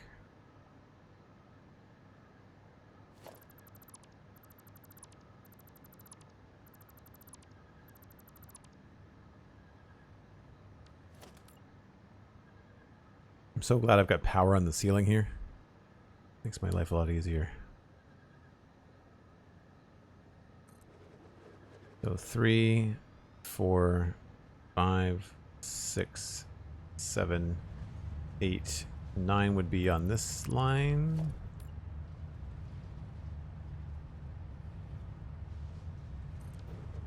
Double check that.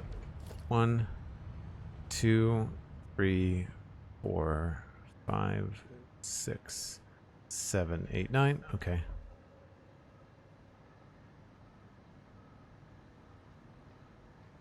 And then do the same thing here.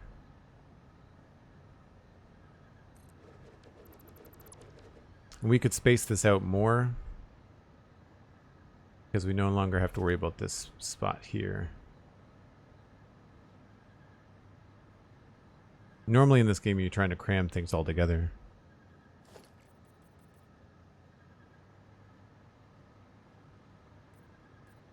Now, if 9 go all the way down there, that doesn't leave a lot of room for those 11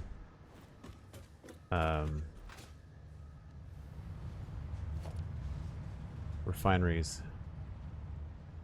There is enough room, but not a lot. We've got some room here, but I'd like to try to make Devastator at least a little bit more symmetrical if I can.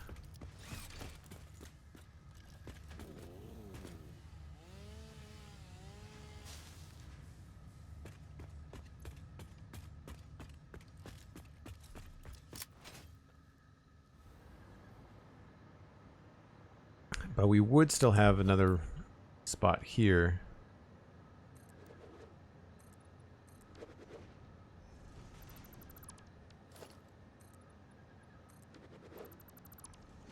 If I wanted to do the 11 here, we would totally have enough room for that.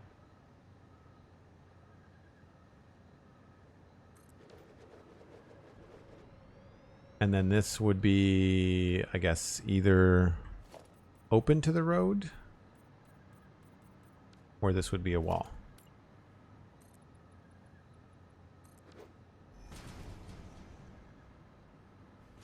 Probably with a door.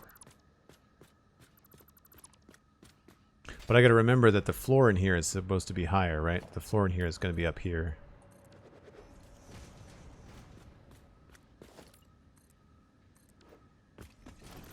So if there is a door, there'd have to be like a staircase or something to get up to the next level.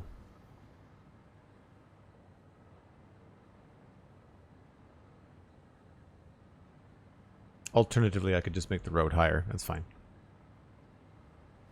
We just have to manipulate some of this stuff. Again, the road is not essential. The road is just for, I guess, feel. So here, what we would end up doing is probably just centering the 11 on the 9. And the good news is, like, that concrete really has to get destroyed. So it's going to be really close to all this. We could just have it export out this way. So that could work out quite well. And if that's how we do it, then rather than having the entrance come in centered on this, it would be probably better to have the entrance come in centered on here, or we could have two entrances.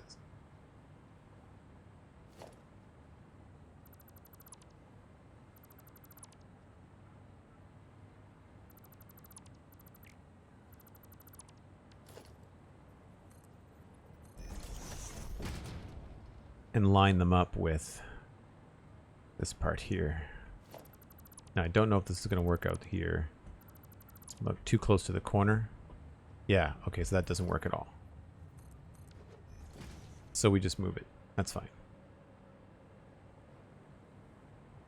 And I don't know about the glass. We'll just...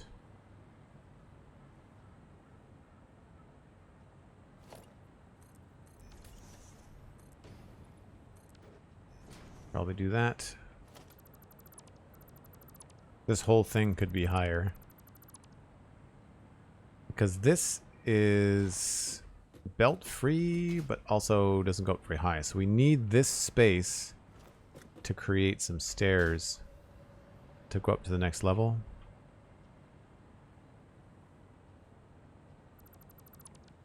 It's going to need to be something like that. This is just a quick measurement, but it'll have to be something along these lines.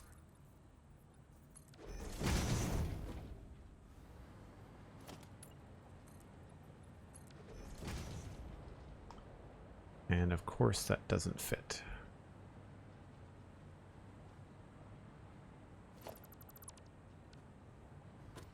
So yeah, similar to what I've got there.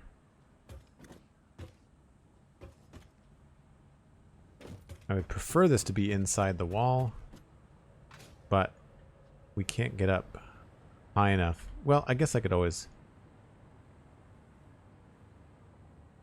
the height of this could change. Could make it a little bit more utilitarian than just design heavy.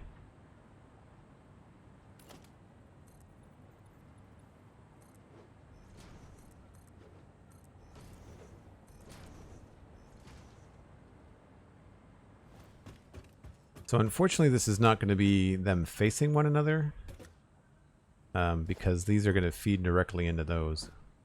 They will be farther back though, so that's good.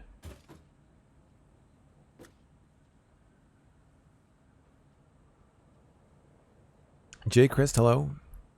Things are going well, thank you.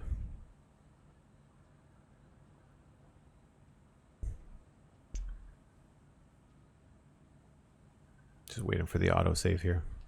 So let's figure out where 11 of these are going to go.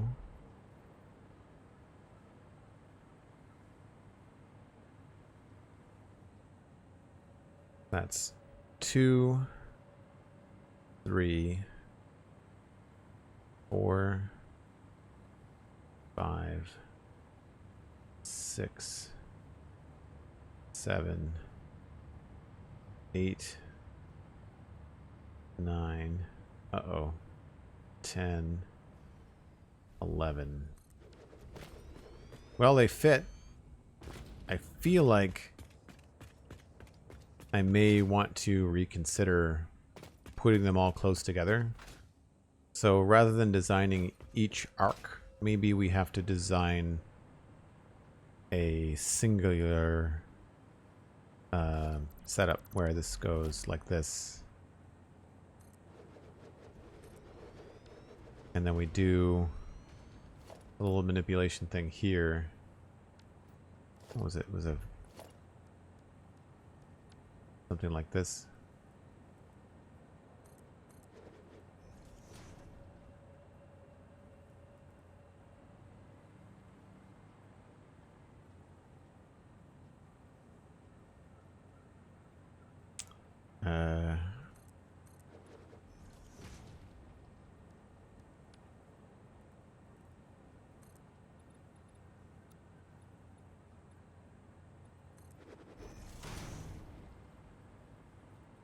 And then this went over the top.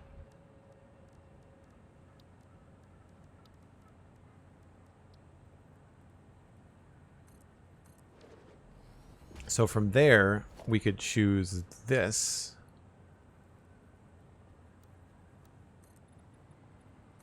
And just go down the line.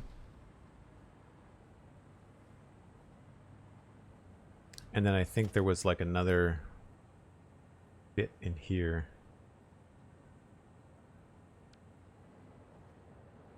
I'm not sure how we did it, but at some point there was another half foundation measure.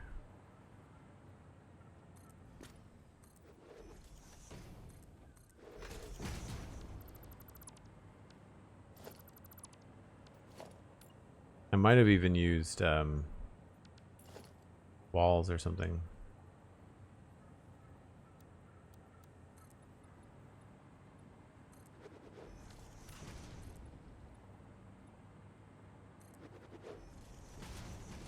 Could make it look a little bit more industrial.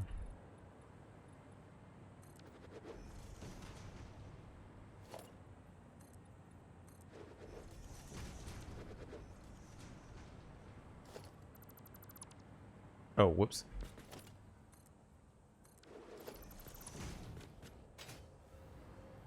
And then we would have like a full foundation thing on the top.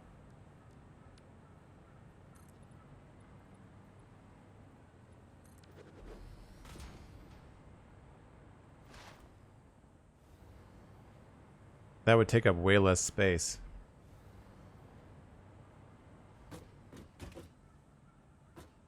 I'm not sure if I like how narrow this stuff looks.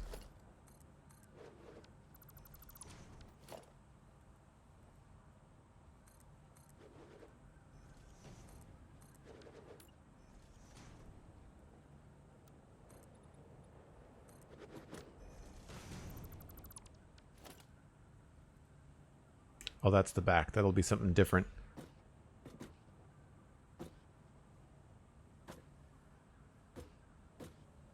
Right, the way that I did it is that the backs, they were back to back and front to front. So this is going to have to be something completely unique to line it up with the way that I want it to, because I'd like to hide the ladder. I'm pretty sure that's how I did that.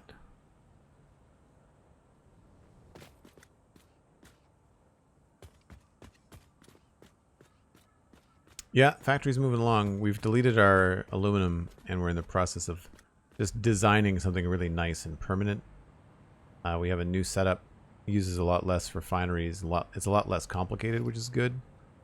But I'm just trying to figure out how to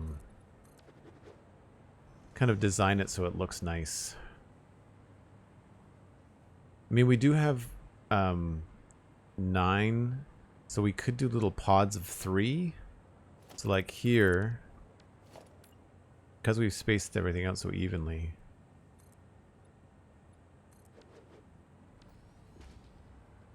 No, sorry, this one.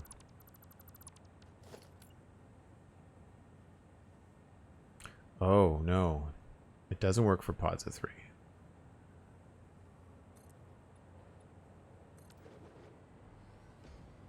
We'd have to work out some different spacing. I mean, we could still do the whole, like, pods of 3. We just have to space them out a little bit differently. It's not as nice, although... Oh, the reason why it doesn't work out is because I've squished them. So if I move that down a couple, then that could probably work. I feel like if it was like centered on a crease and then centered on a single block and then centered on another crease again, then that would work out. And that would be kind of like a nice mix of both. Like we'd have some spacing, but we'd also have some design. But the more I think about these tall columns, the more claustrophobic this feels.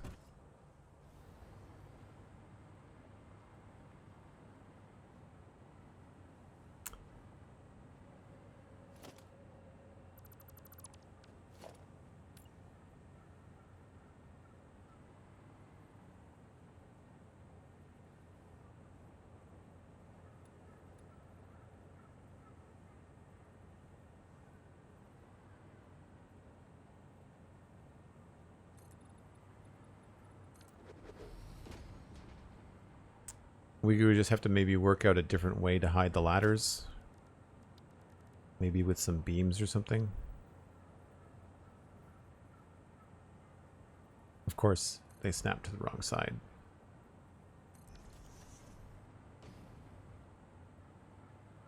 That could be kind of cool.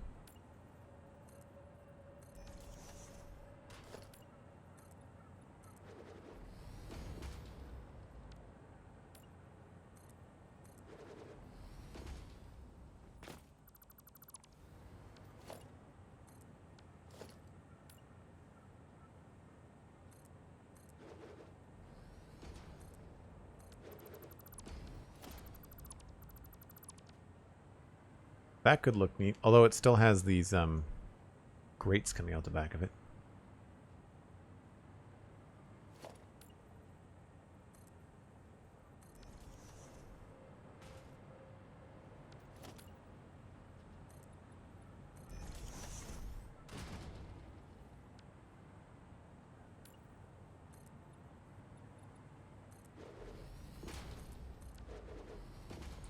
So it would look like that. And we probably want to do something with the top of it.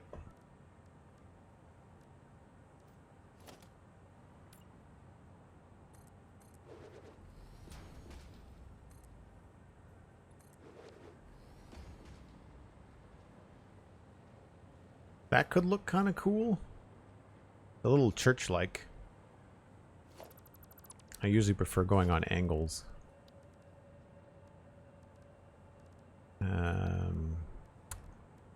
Inverted ramp.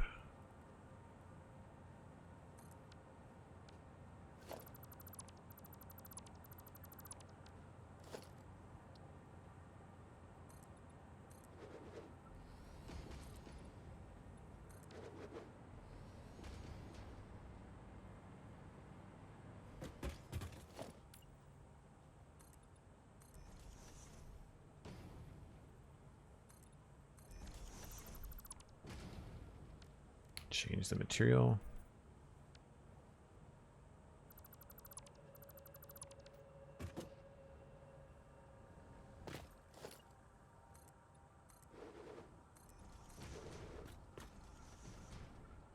And if this was all like coated concrete.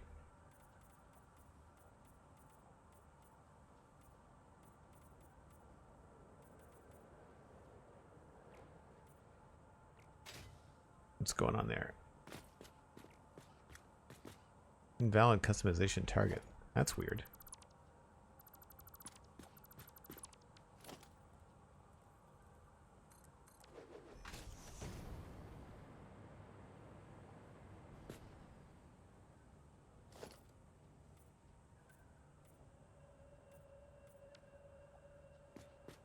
I feel like that kind of works. It's weirdly asymmetrical. Simple is usually better. Yeah, agreed.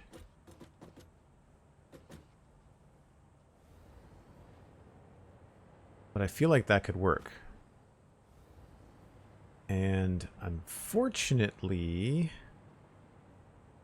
I think I maybe made this too high. I think we used this on this level here to hide the power. I really can't remember. No, that doesn't make any sense.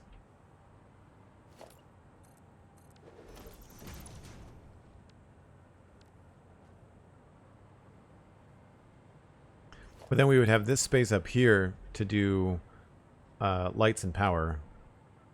Because along here, we would want to have ceiling lights because of how dark it is now. Right? And that, I don't have enough to make it, but it fits. It clips a little bit, but it looks like it's part of the ceiling. Ooh, we could do that and completely hide the plug. That's kind of cool. I like that idea. Alternatively, we could have like a hole in the ceiling and have the light kind of recessed. That could be cool too. I don't think we could put these ones in here.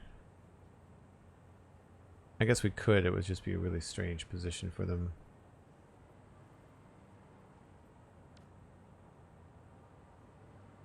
But I seem to like that idea.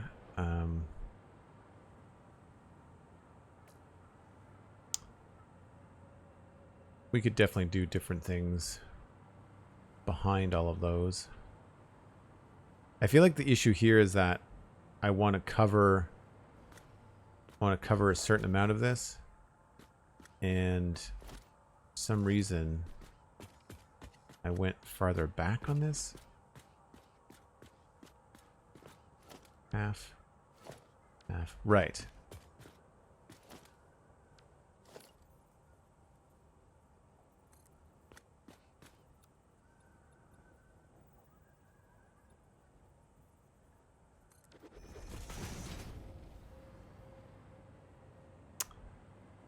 Yeah, that feels too claustrophobic.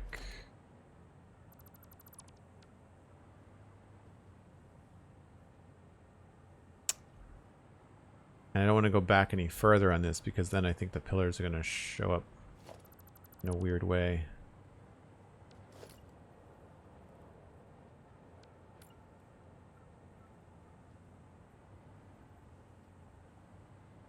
It might be okay.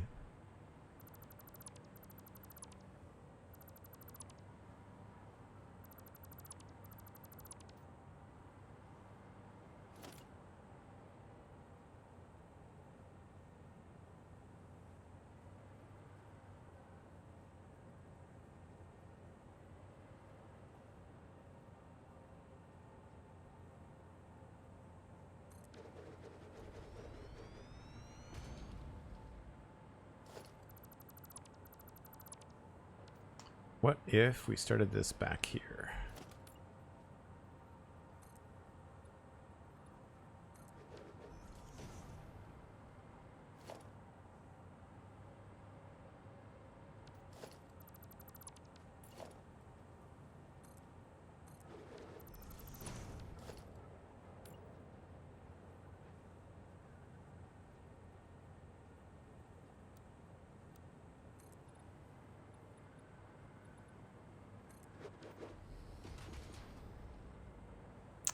Yeah, that still exposes an awful lot.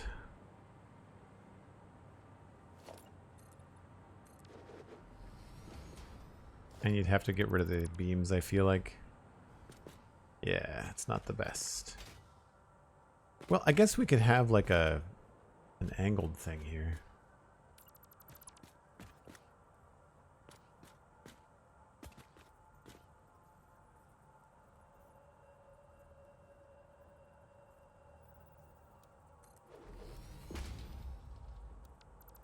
That's not right.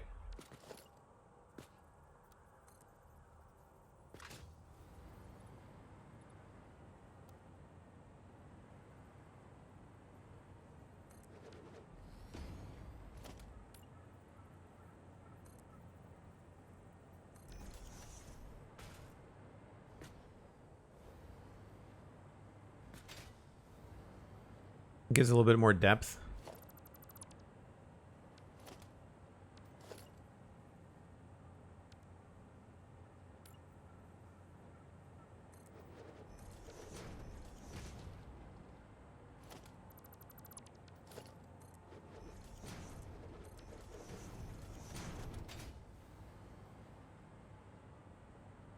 Just don't like the catwalks. They look kind of dumb.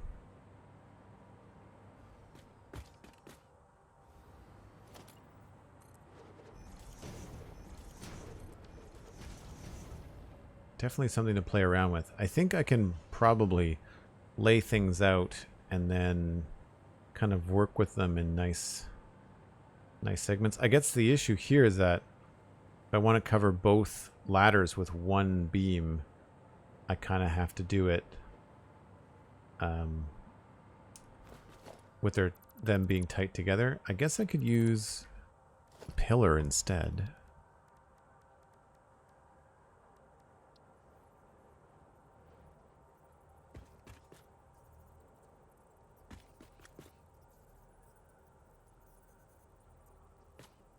Not letting me place it where I want it.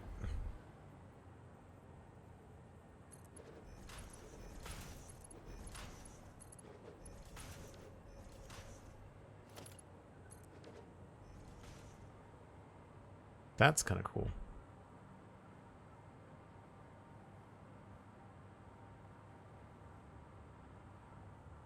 I think I do like the more exposed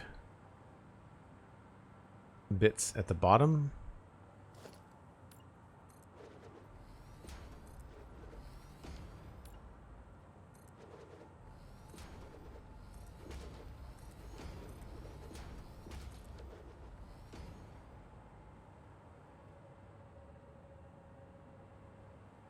Still feels really weirdly asymmetrical.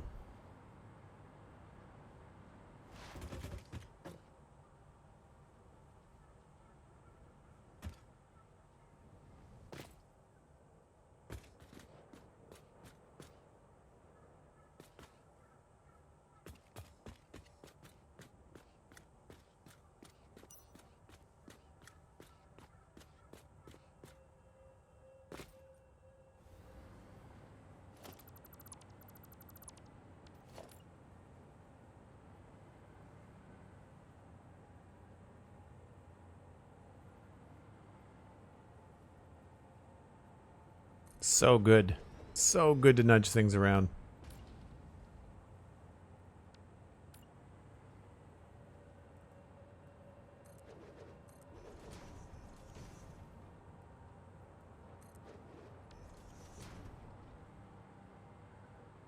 Oh, that was supposed to be farther forward. Whoops.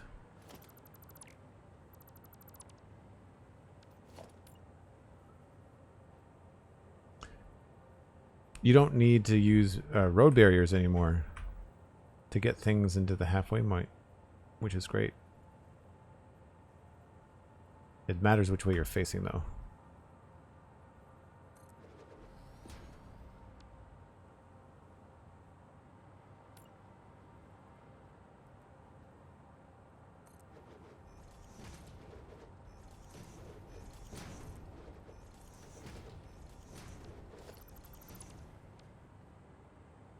That is sort of what I'm going for.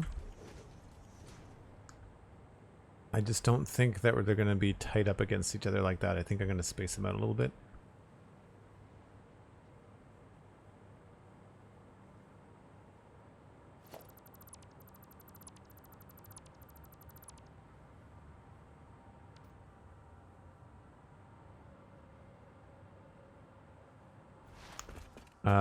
Are there more buildables available in terms of shape?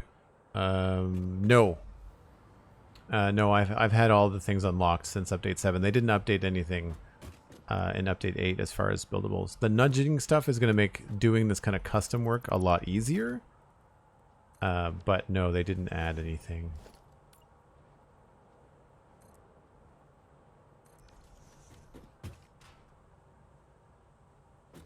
See, if we do that, I might want to like mimic that on both sides. That could help with the symmetry.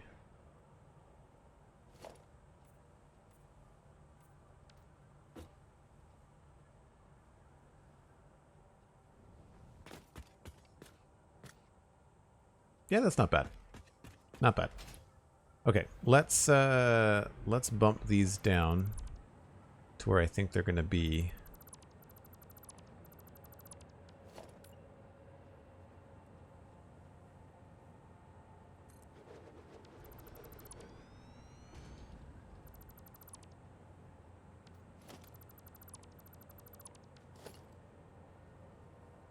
Yep, that's about what I thought.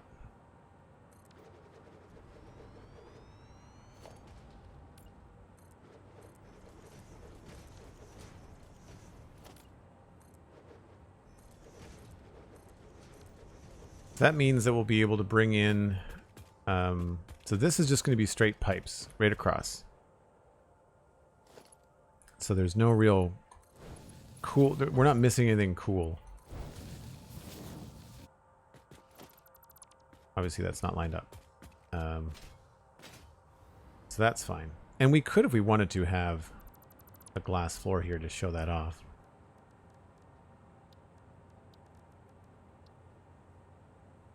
I do find the glass kind of adds to all the stuff that Satisfactory is trying to calculate, so I tend not to use it unless I really, really want to. Because there's just all these reflections it's trying to sort out. And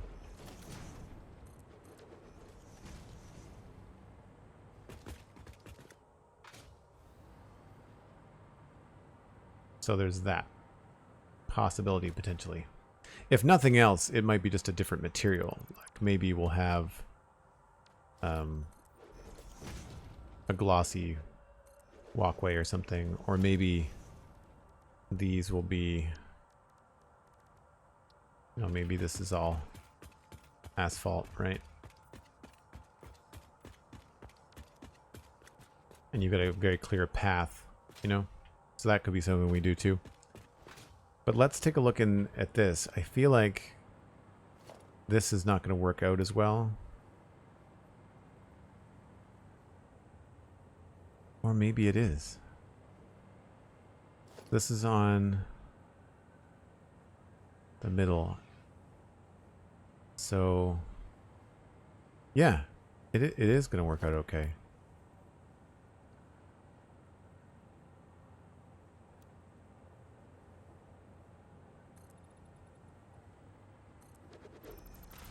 That was just the easiest way to get those down the other line.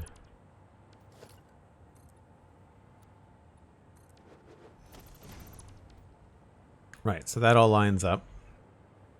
Then we could just have a space, and we could make this maybe 2 foundations.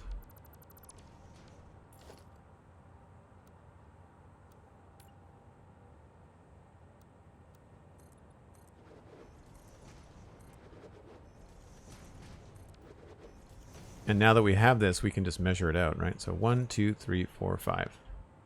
Easy. Probably do that on the bottom too. So then, what is this making? These are going to be making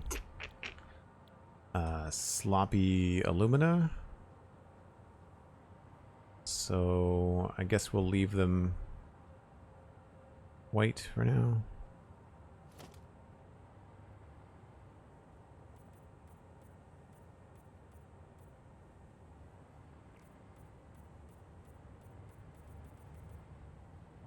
One, 2, 3, 4, 5, and then space of 2. And then 1, 2, 3, 4, 5, and then space of 2.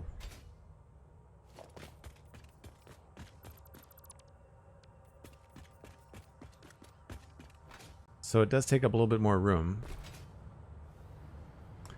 And this is actually going to be, I guess, a little bit different. We'll have to figure out how we're going to do the 11, how I want to center the 11 in this space. I'll just double check this again. 2, 3, 4, 5. Yep. That's 5, 5. And then it would be the same thing here.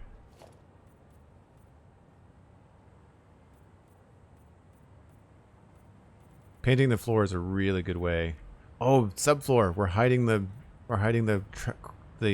drop pod. That's awesome. So there's 9 alumina solution, 9 scrap, and their scrap are going to be going up. So I have to think about that situation. I'd like to have it still come up here, but that would mean potentially having floor holes. But then we've got to have 11, and I feel like the best way to do this is just going to be to center them here, because this would be the center of those 3 pods, right? I think I did this right. Neither Pars 1279. This is aluminum.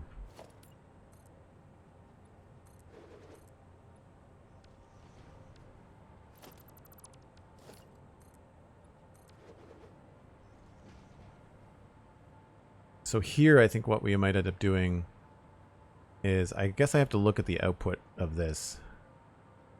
This is going to be doing scrap, 120 water per minute. And this is going to be doing wet concrete. And it needs 100 per minute. So that's 360. So it does 3 and a bit.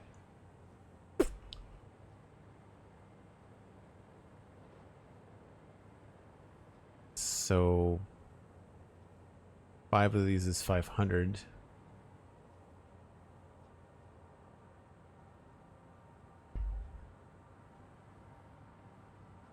No.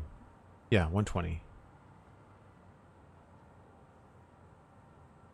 Is it 600 that's divided? Yeah, 600 divided by 120. I'm in Nova Scotia, in Canada.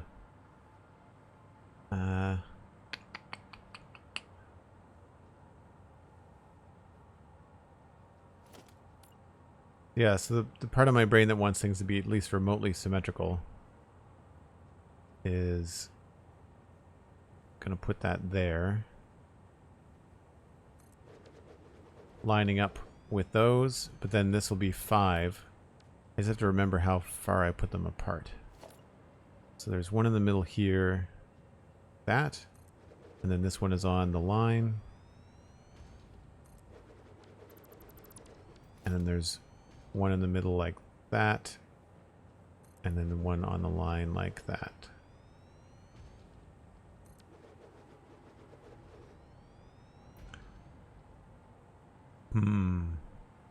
It might be better, rather than having this be a small spot here, it might be better to bump these all down to the end so that these are all flush right along here. And then we'll have a bigger gap in the middle. And that's good, actually, because this is where... Wow, that really worked out. This is where our water is coming in. So we'll have a bigger gap in the middle. Or I guess it won't be the water coming in necessarily. It'll be probably the concrete going out. I like Update 8 so far. The nudging of holograms is wonderfully convenient and a great addition to the game. I don't know what else. We haven't messed around with the power. What's the word I'm looking for? We haven't messed around with the priority power switch. We haven't messed around with that.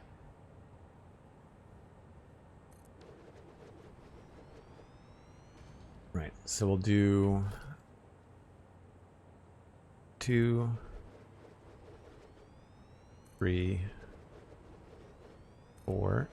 And then 5. And like I said, that will leave a nice gap here. 1, 2, 3, 4, 5, 6, 7, 8. Oh, autosave. The lighting is good. My computer is not powerful enough to handle global illumination. But the game itself, I think, runs a little bit faster and looks a little bit better when you don't have global on. So that's good. 1, 2, 3, 4, 5, 6, 7, 8. Look at that.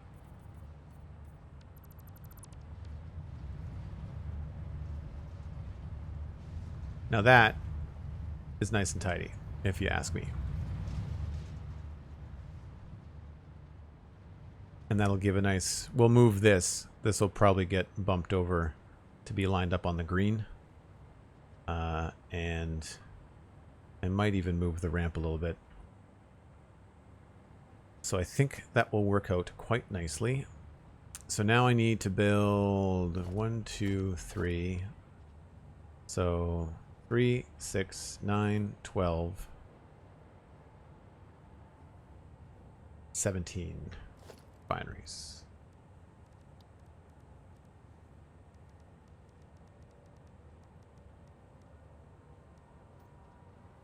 Need some stuff.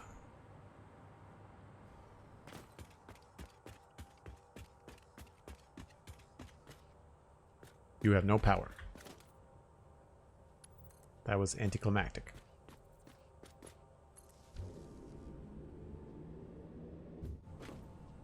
Eight has its shortcomings. What are they? What do you feel the shortcomings of 8 are? I mean, it's still a game that's in development. I can't be too harsh on it. There's definitely some rendering problems, and I think some menu things where like the escape key isn't working for me in some places.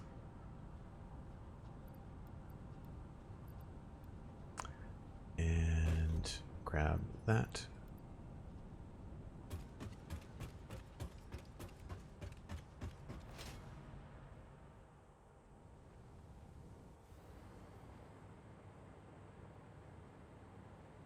So this is going to have a wall here. Trying to envision this all in one is difficult because we've got sunlight coming in from all over the place.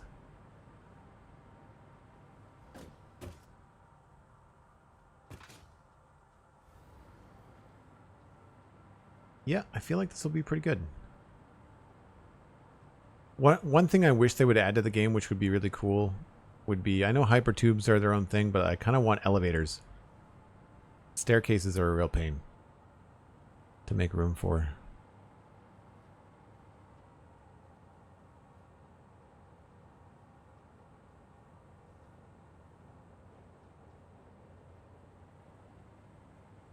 So this just goes here.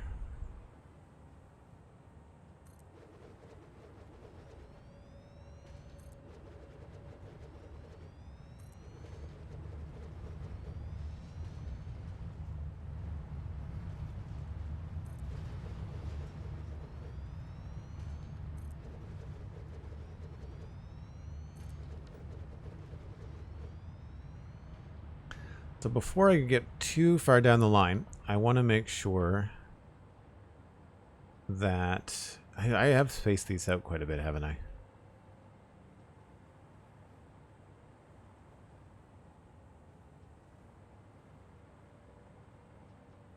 I don't think I want a super narrow path in here.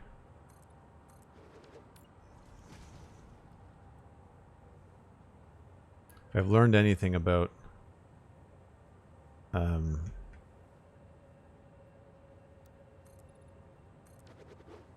spacing in this game is that you generally want things to be farther apart.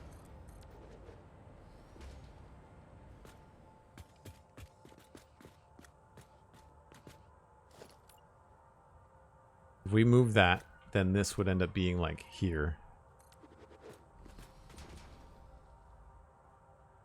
It's not terrible.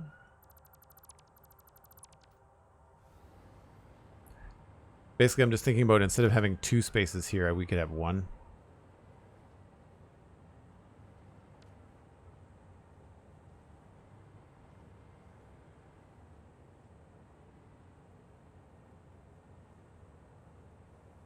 Yep, I've got a Discord. It's for people that support either on Patreon or here on Twitch. Keeps it simple. I think I do... I think I want to leave it wide. But before I go too much farther, I do want to make sure that we can bring in our bauxite. So each one of these is going to be doing sloppy alumina. So copy that. Paste. Paste. 200 bauxite per minute. That means all of the belts are going to have to come in along underneath here. And that's great because we can bring them down and bring them like right in here under the floor. That's not going to be a floor hole. It's probably going to end up being a splitter. I think we can put a splitter down here and have it not interfere with anything. It's a merger.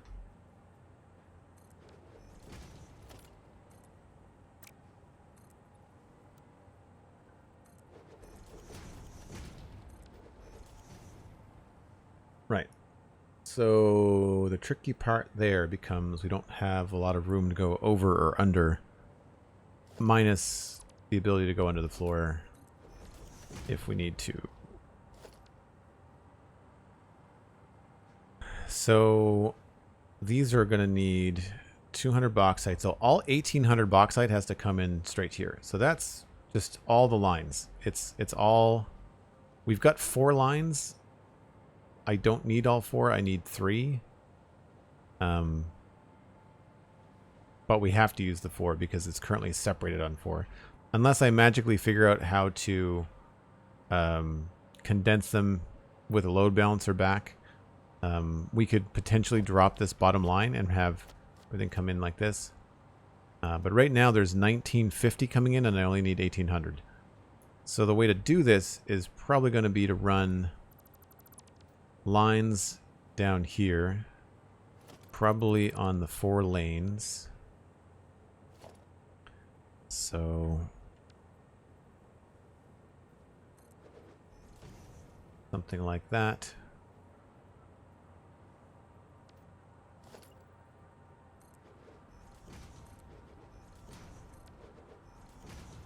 We won't need them all to be splitters like that. But essentially what's going to happen is we have to cascade everything down into overflow. So each one of these is going to need a splitter in front of it. And it's probably going to have to be a smart splitter.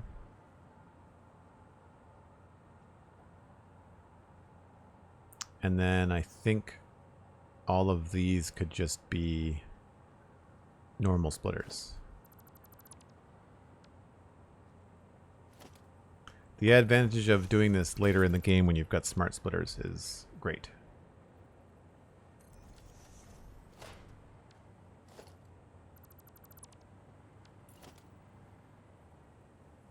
Hopefully I don't run out of AI limiters.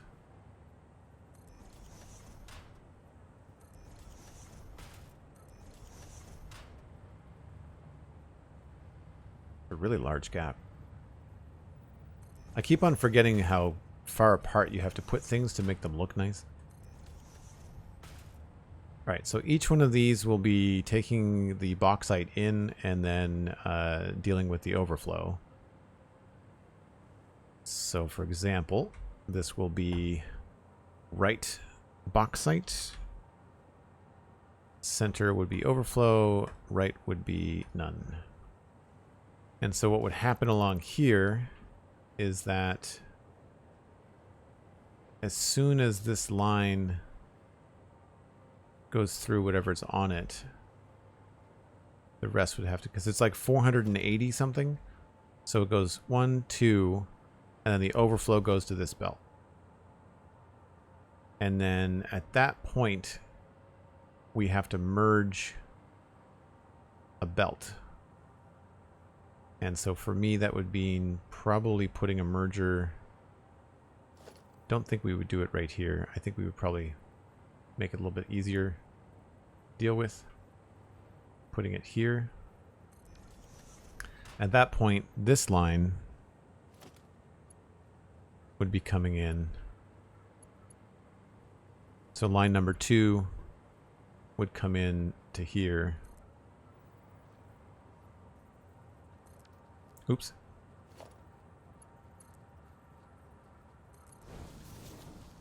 And that would fill these 2 or 3. Probably just 2. 1, 2. Then we'd have to merge again. Yeah, that might not be the best way to do it. Nope. I use no mods. I use a spreadsheet. I've got a pretty handy dandy spreadsheet for all this. I would consider mods later on, maybe on like a 3rd or 4th playthrough if I wanted something different. Speaking of that spreadsheet, actually, what are we looking at for numbers here? I could just pull off the 150 somehow. 3 belts would be the easiest because then it would be, if I can get it down to 1800, 3 belts of 600, then it would be super simple.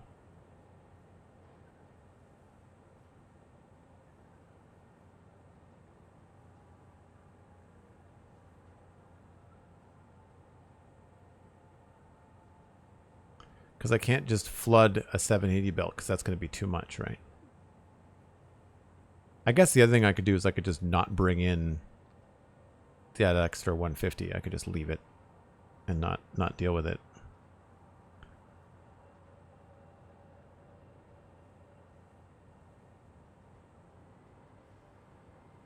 Because if that was the case, if it was 3 belts of 600, then it would just be like 1 belt in here, no smart splitters required, 1 belt in there, and 1 belt in there. Like, done. So I think it might be worth my time to try to find a load balancing section and do it that way. I mean, that could happen here under the floor. 4 belts in and 3 belts coming out. And that way, even if I was overloading this with like 620, that's still fine. But I don't know how to do the 4 belt to 3 belt load balancer.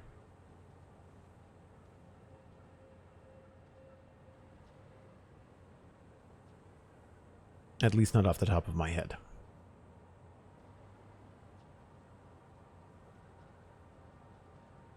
Because one of these belts is not enough for 3 machines. That's essentially the problem.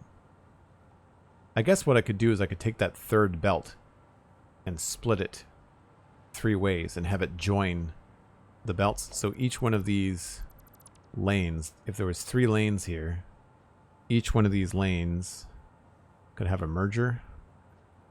So we'd have a merger there, and a merger there. It would probably have to be farther spread apart than that, but if each one of these lines, yeah, it would have to be farther apart.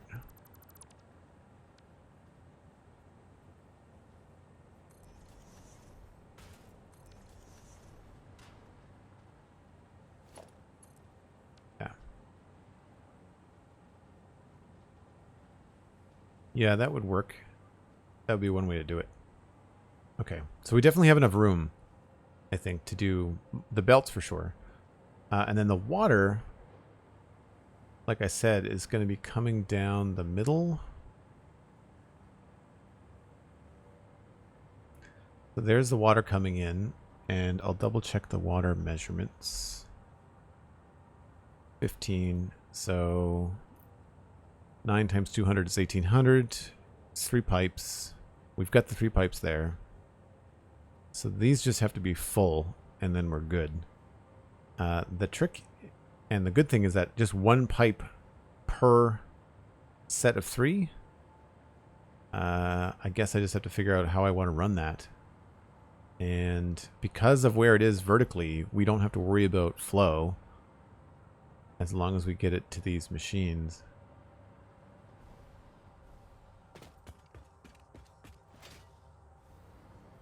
So we'd probably end up bringing it across here instead. It could also be up higher. It doesn't have to be coming down this low. We could bring it across the ceiling.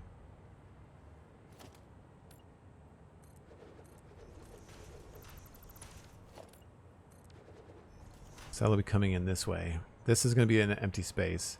There's going to be refineries here, so I've got to be careful in this space here. Let's put those in for now.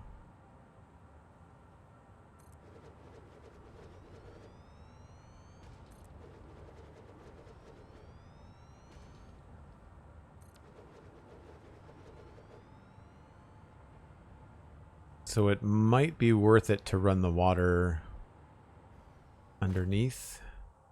I have to remember that there's going to be pipes leaving here. These are going to need a cascading situation. So that would still all be underneath the ground.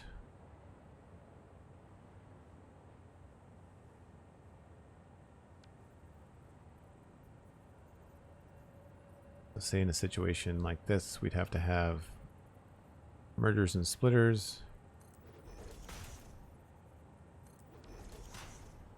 We'd have to have at least enough room to do stuff like this. Has to happen under the floor.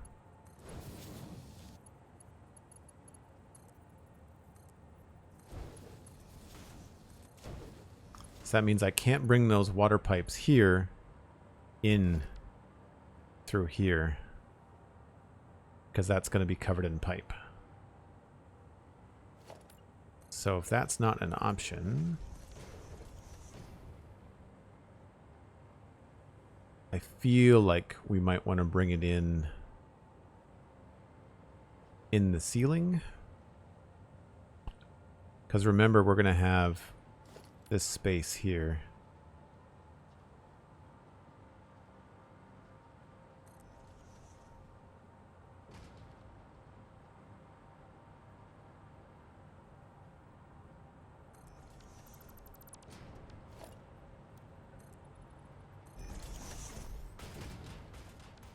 So these water pipes, they come in and down over here.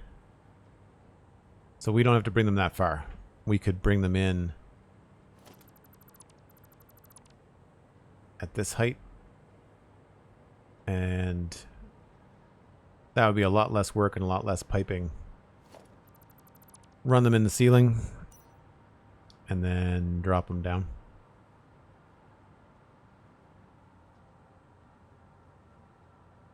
And then we could drop them down probably either in the wall. I guess the tricky part here is that if there's belts running all along here. So if we think about this way.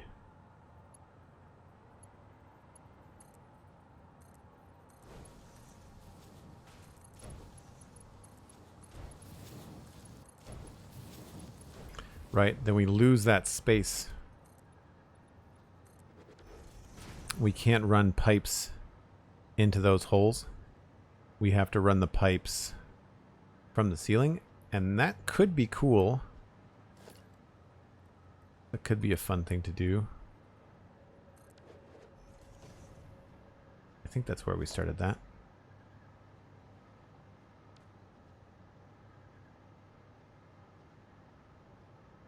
Yep. Because we do have the ability to do pipe holes in the floor. Maybe. Thank you, Cosmic. Appreciate it. Floor hole. Nope, that's the wrong thing. There we go.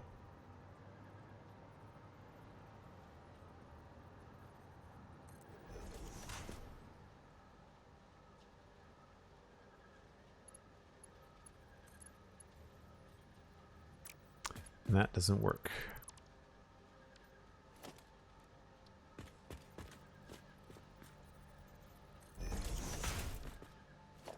Wish that that would work.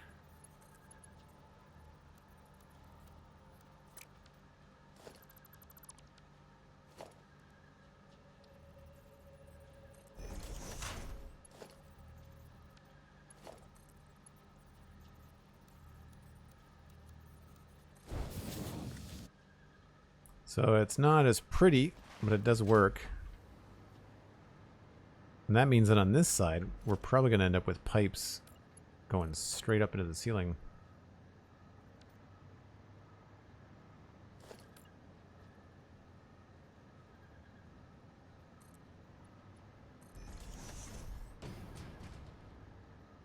So it's going to be a really unique build.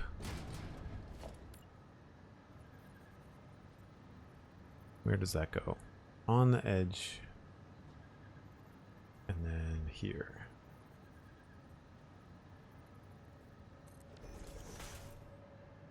Is that right?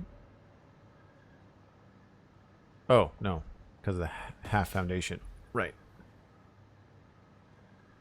Oh, come on.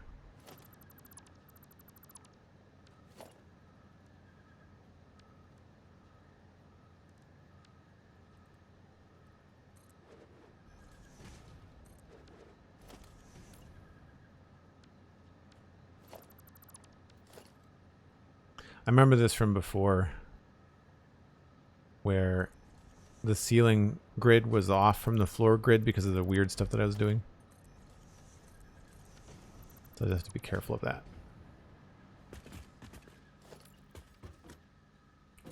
I would say right there.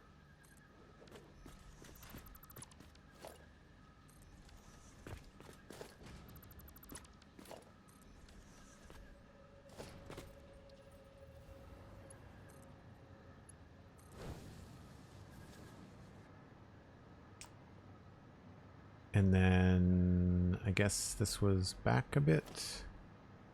That actually lines up with that. So just do this. Put that here.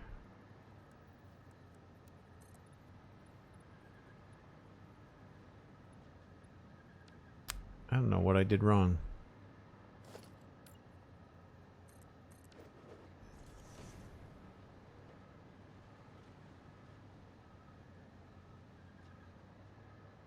Anyway, I will sort it out. It just means that we're going to have this stuff here. The pipes are going to be visible.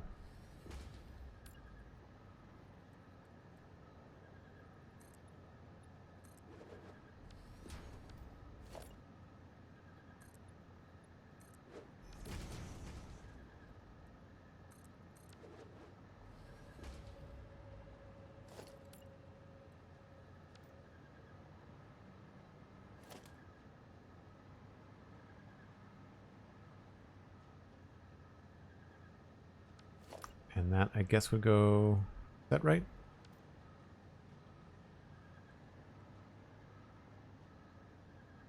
Yep, it goes on the seam.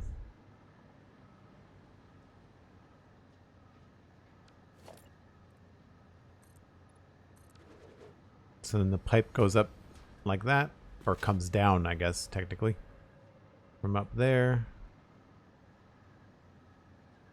And then there's a bigger wall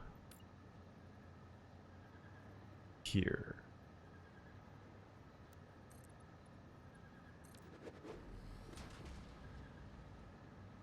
Right. I'll work out a better way to do this that's tidier and uses less incorrect pieces and all that stuff.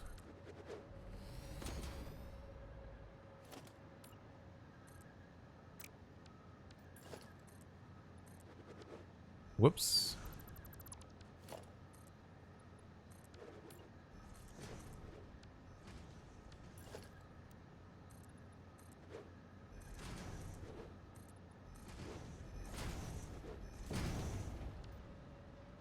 I think it looks okay.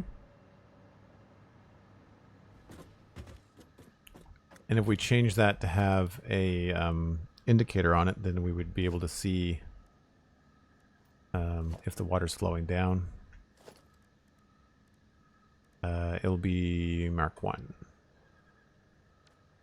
Right? Yeah. And then we could potentially manipulate that to have this specific thing show up where we want it to, like either at the ceiling or halfway down or whatever. We might not make it blue. We might change it and make it match everything.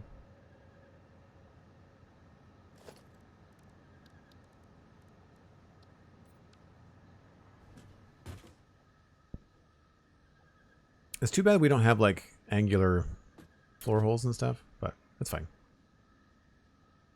We could also do something interesting up here where if we wanted to have it look a little bit more encased, we could do something like a architecture thing. I think this is big enough to hide it. Sort of.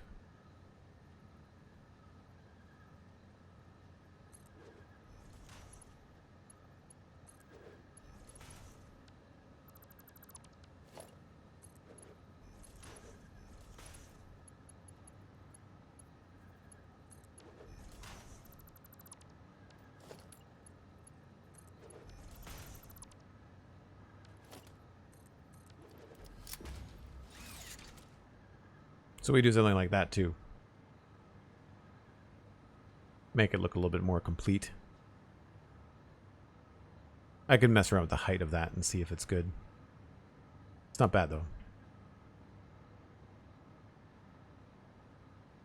And that could be just as simple as like putting a temporary platform along here, you know, and having that be something we stick to it and then manipulate from there. That could be kind of fun too. So I think that's good. That means we'll have pipes coming in along here, more than likely.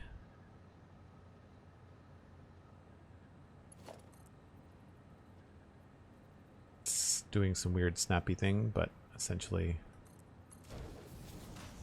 put this in for now so Joel remembers. Future Joel.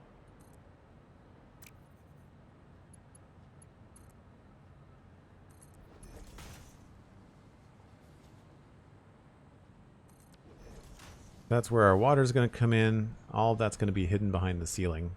And at this point, you know, like the ceiling could actually change.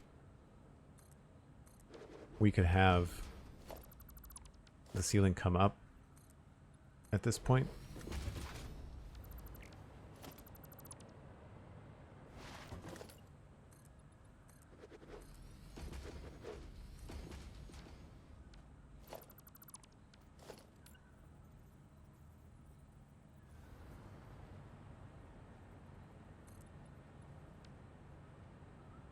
That didn't work.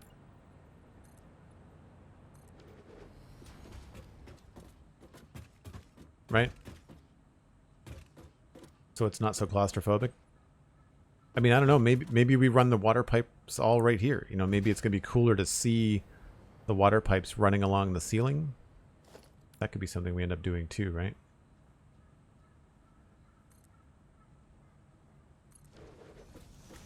Maybe it would be cool to come in and see. I'd make it straight for starters.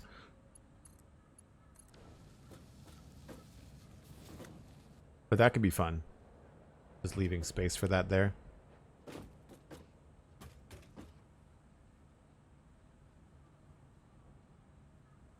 Pat's head. Good present Joel. So to be soon to be past Joel. Thinking of future Joel. Yep. Yeah, so we could potentially run the pipes there too. And that could be fun visually. Plus it's nice to be able to like walk into a space and go like, well, it's working, because you can see stuff flying around.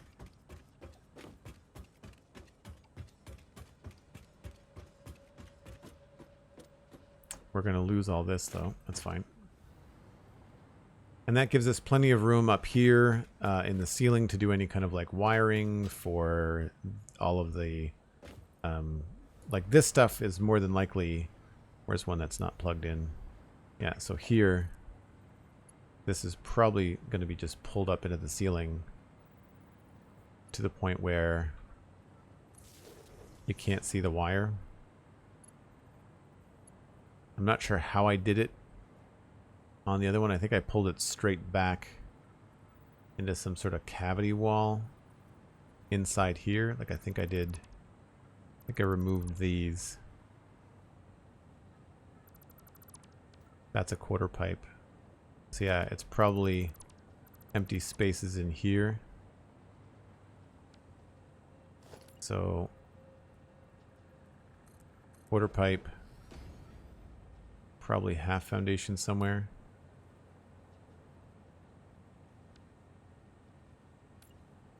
It's a ramp.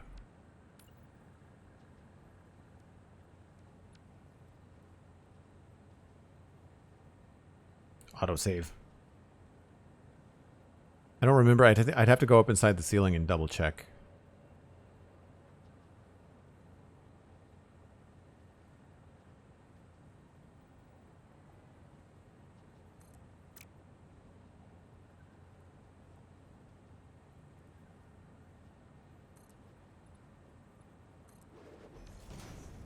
But it's probably something like this. And here it'd be really easy to remember because we know that the power for the refineries is on the center. And all we'd have to do is just plug it in.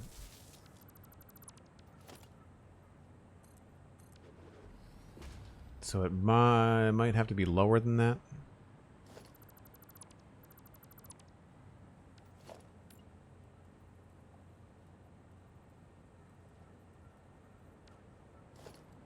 This is messed up here. Hold on.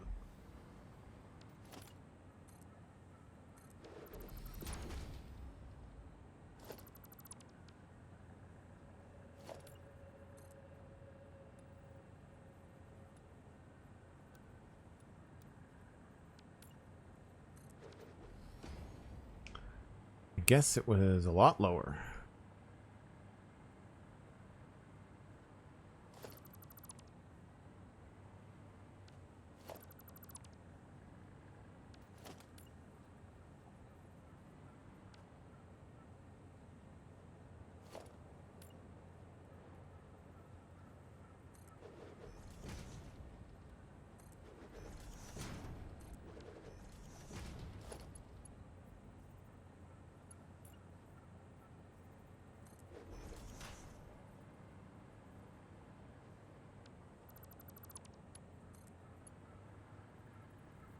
I really wish that there would be something in the game that we could do with power to help us get rid of these issues. Oh, that's weird. Didn't notice that before. Oh, because this was farther out, I guess. How did I get around that in the other save?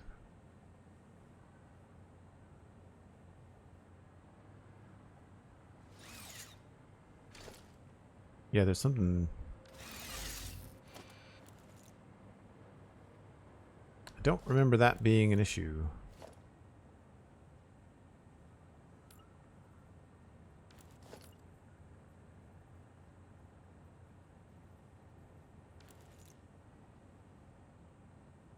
I've missed something.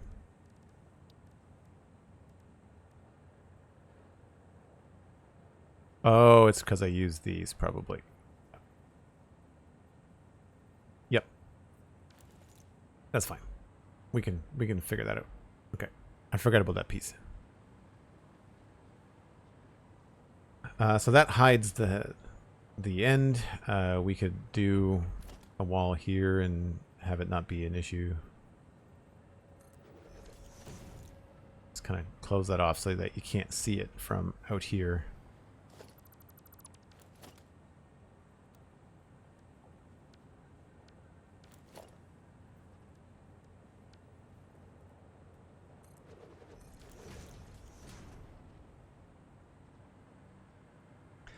And then the power for everything would just run right down these little corridors. And that means that we could hide the power nice and tidy, which is good. Much prefer that. And I think that's it. That's water. Power is planned. These are just going to be straight connected. So just like that. I'll leave this open so I... Whoops. So that's what's happening there. And the only thing to really figure out is this. These only have... Well, they have 2 exports, right. So we're going to have to remember that these have got lifts coming out of them. So I'm going to want floor holes.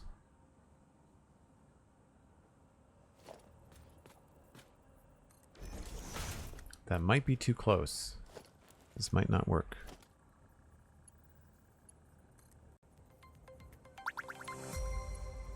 Oh, that does work. Sweet. So then all along here, similar to the pipes coming up on that backside, I want to have this go up into a special ceiling. So we'll have to be very careful about where we plant our pipes because I want this to have a lift going up here. So pipes maybe not go in there. They might have to go in one of these other spaces. Or up against the wall. Vertically 3 on top of one another, like that. Or like I said, out there. Question is, do we like the look of that? Cuts down a lot on the space. So alternatively, because of the amount of stuff coming out of this, which is 360 per minute, that's one major issue, is that we've got 360 times 9, which is... What is that? 3,240. And that is a lot of belts. 9 Mark IV lifts or 5 Mark V lifts. So I'd have to have 5 belts. And I don't have room underneath here to have all these belts, because just 2 machines fills a belt. So we really have to do that lift thing. I guess it's just a matter of how we want to line it up. And we don't have to have it right in front of the machine. We do have this room here. This half. That thing goes there. This thing.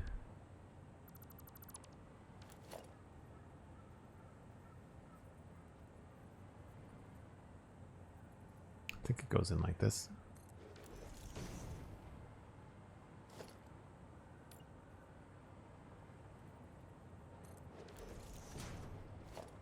And then this back piece, I don't remember where it is, but we have some room here. So we could put the lift elsewhere. Missing plastic. Let's just do concrete for now.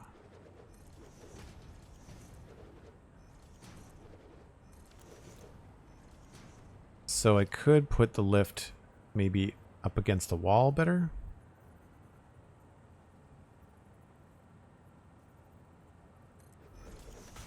And then try to finagle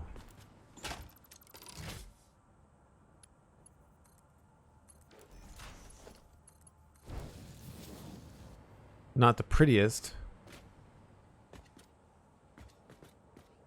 but that's going to get in the way of the pipes, I think. The other option is that we do have a little bit of room under here. We could drop the belts.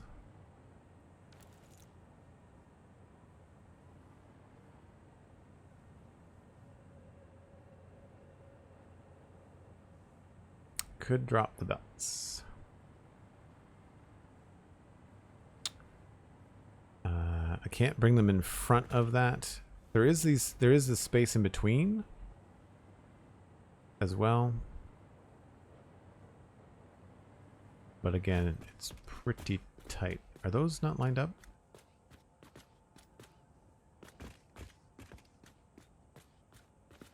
No, they're lined up. Weird. Yeah, the subfloor. Yeah, that's, I was hoping to avoid that, but that's probably something we're going to have to do. The volume of stuff that you get. And this is what I mean by, like, I had to, you really have to give yourself a lot of space when doing this stuff. And the previous setup had a lift for every machine for that reason, because it was taking so much aluminum scrap up to this floor. And you can see all the different splitters and distribution that used to happen, right? There was like belts here to there, and there was 4 belts going that way. So that was complicated. We have the room to bring it up. It's just that I want to do it in a way that looks good. And I really can't think of a way of doing it other than doing it immediately in front of the machines.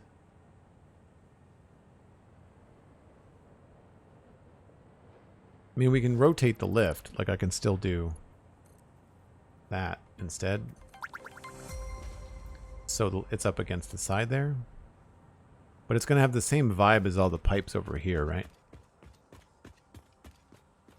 And they're on the line. And we could move that to be on the line if I wanted to.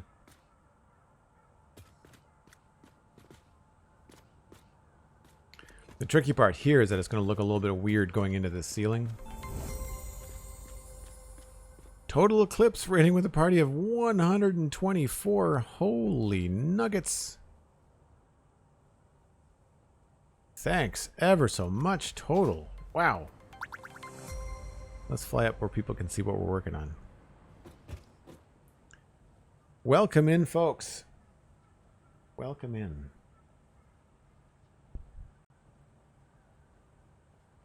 You've been eclipsed.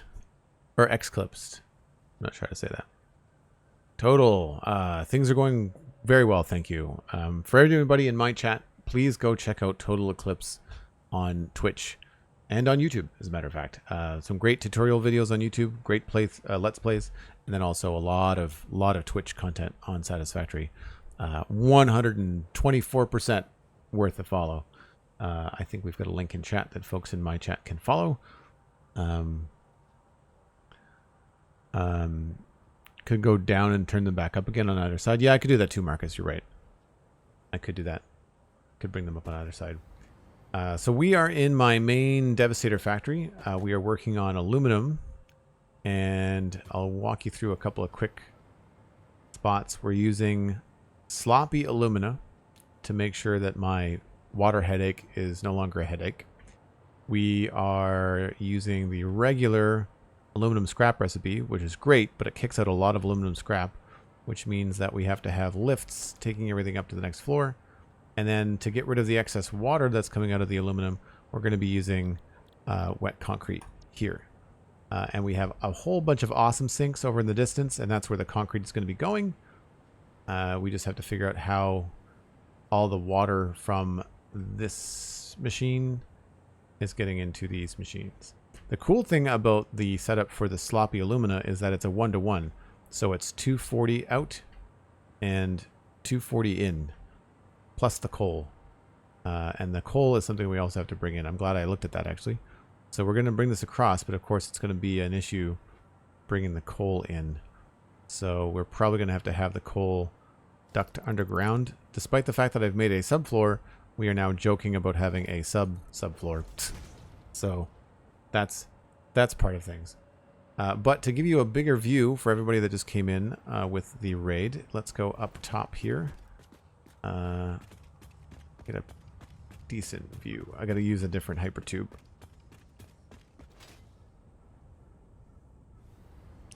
And we'll show everybody around a little bit.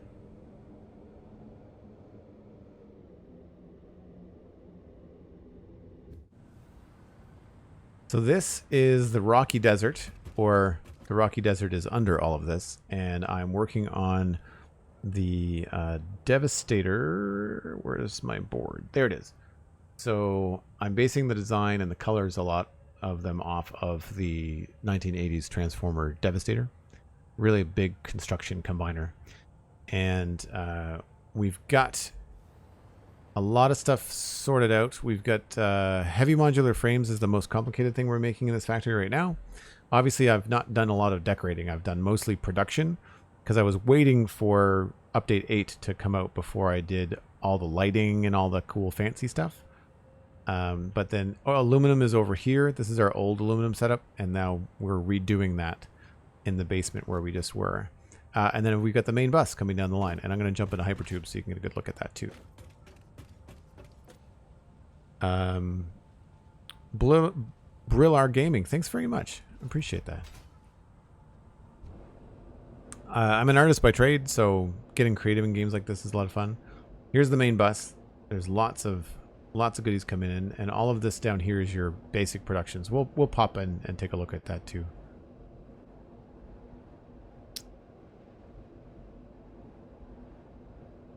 We've got a big train station here bringing in a lot of goods.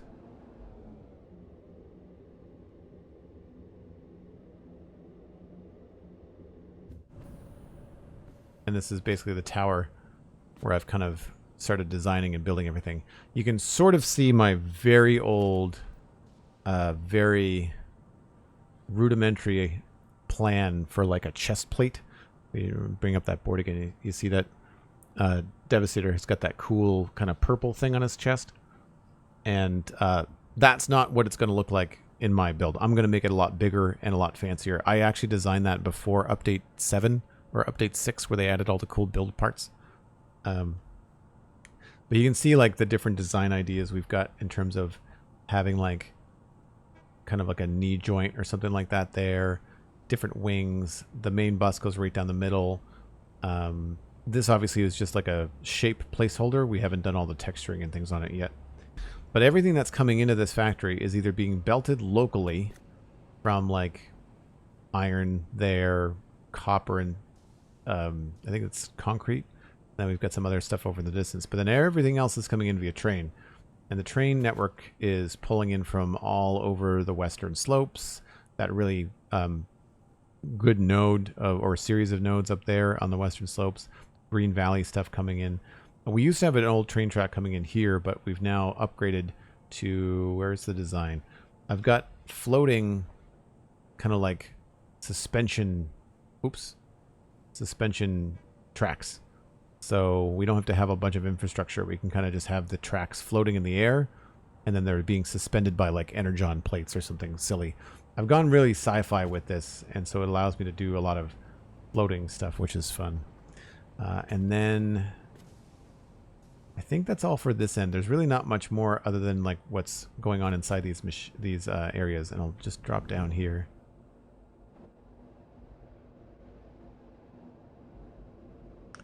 I'm pretty sure hypertubes are faster in update 8, and I like it. So this is the main like early smelting factory. So we've got all of our iron coming in and being smelted here in this end. I've not done a lot of painting, but I have designed some stuff on the next floors and the floors up. So here things are starting to look a little bit tighter. You've got like signs and some ideas and things. Some of them are notes for me, but other things are just like the idea of having some different floors. And the plan is to come in here now that I've got update 8 and add the lights where I need them. I've left a lot of skylights, and hopefully that's going to be something that works out well for us. You know, painting the floor, that kind of thing. And so this is the kind of, I guess, design aesthetic I'm going for on the inside. But because I haven't added the lights, I've left the roof off because otherwise it gets like super, super dark in here. We've also got another factory next door, which is doing steel. And we just finished this, I think, this summer. And I'm going to move the door because it's not quite centered, but same idea. Skylight going up. We'll have some lights up top, maybe some lights. We do have some room for some lights in here if we need to. But we've got a lot of different things sorted out. I have not been able to go through the factories yet and add the priority power switch, so that's something we're going to be doing at a later date. And then that is basically the same as what you saw inside the steel, or the, yeah, steel stuff. This is all just copper. We do have refineries, though, doing pure copper ingots. I got that before I got the pure steel ingots, so we've got a lot of stuff moving along through here. It gets a little bit more industrial in here because this was before I really started thinking about how I wanted to design the insides of the factories. How long have I been building this? About 1,000 hours. This save, I think, started in 2020. I don't play every week. It's I play every week now, sometimes several times a week. But then I took the whole summer and I was focused on Minecraft, so I took some time away. I got frustrated with update 7 not performing very well on my computer, and surprisingly, update 8 performs a lot better. Not with Lumen, but like as it is right now, with just the basic settings. And then we're starting on some of the more complicated things like quartz and all that stuff. And quartz does not look like it's flowing anymore. Why is the quartz not flowing?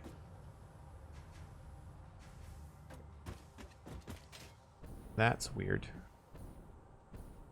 It might be just a bump in the...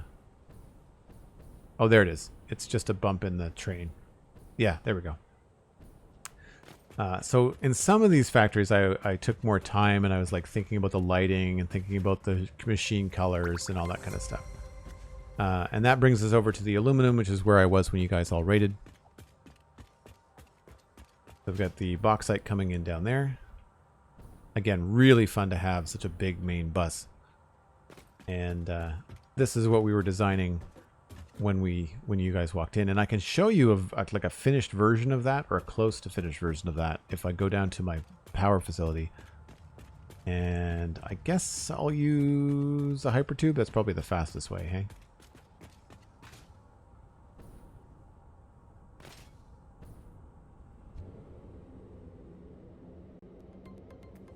Rofi94, thanks so much for the sub with Prime. Appreciate it. You can now connect your Twitch and your Discord and join us in the Joel Duggan Discord if you want. So a lot of this backspace here is just like, you know, construction trains and stuff like that. But then off in the distance, you'll see the monstrosity. So there's another view of Devastator. Obviously, just like everything else, business in the front, party in the back. There's no back.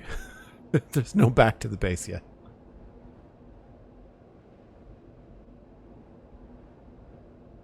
But I'm looking forward to doing more with blueprints. Now that we have nudgeable blueprints and deletable blueprints and all this kind of stuff.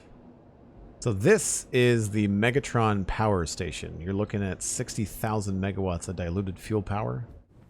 that is what we were working on basically all last winter. Uh-oh. And so it's 16 wings. Each floor's got 4 wings. They're offset by 45 degrees. And it is obviously functioning, but not decorated because it's ginormous. But inside, some of the floors have been lit and decorated. So we'll take a look at that. And actually, I can probably pop out here and give you all a really good look. Gotta love the backup and review platforms. You can see the scale of the thing.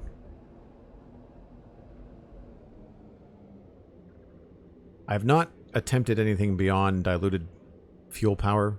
I've never gotten to nuclear in the game. This is my main save. This is the one that I've spent the most amount of time on. I love the new hover pack fuel. Amazing. Not hover pack, jetpack. So this is the Megatron power station. So you can kind of see the shape of the wings and what we were going for in terms of like the structure, the way that they're kind of smashed together and got lights and stuff on them. You can see the design of the blender floors and all the supports and stuff. And some of the subfloor with all the water extractors and stuff have been designed and lit. These are all refineries in here. And all of this is run off of these 4 oil nodes right there. That's the whole thing. That plus the water, and that's all we need. And it does pretty well. And again, I based it off of Megatron, the obviously the transformer, the Decepticon transformer leader. And I went off the classic design, so the stuff from the 80s. And this is where our train line ends. Like, this is kind of like, I built this to kind of give myself a lot of wiggle room for power in the future and kind of do whatever I want to do on Devastator. Ooh. I really like it. I just have not done all the decorating on it because it takes time. I'm actually a little concerned I'm going to hit the object limit and I'm not going to be able to finish it. But it does have some train lines coming in the main area. And inside here in the main bit, it's actually hollow. And so we're going to be designing the top of it to look kind of like Megatron's arm cannon, just turned vertically. So that's the plan there. And then here is an example of what I'm trying to do in the aluminum factory. This is obviously a much cleaner, finished version of it. And actually, if I turn on Lumen, this might look pretty cool. My frame rate will go to poop, but sometimes it's worth it.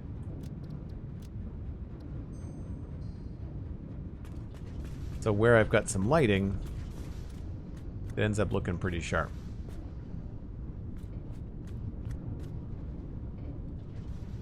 So these are all water refineries, all the blue and plastic refineries. And then all the purple is heavy oil residue. And there's no lights down that way, obviously. But then where there are lights, it ends up looking pretty cool. Not swapping to nuclear? I don't know. I might at some point. I might need to at some point. But right now, I've got 60,000 megawatts. And I spent so much time building just this power station that the thought of doing another one is just a hard no. At least for now. So obviously, Lumen has left me with some dark areas. But generally speaking, things look pretty good. I don't know why these ones at the back don't light up. I wish they did. They do when you get closer. But it's only when you get in render distance. So you can see a little bit better what's going on in here if I turn it off. Options, video.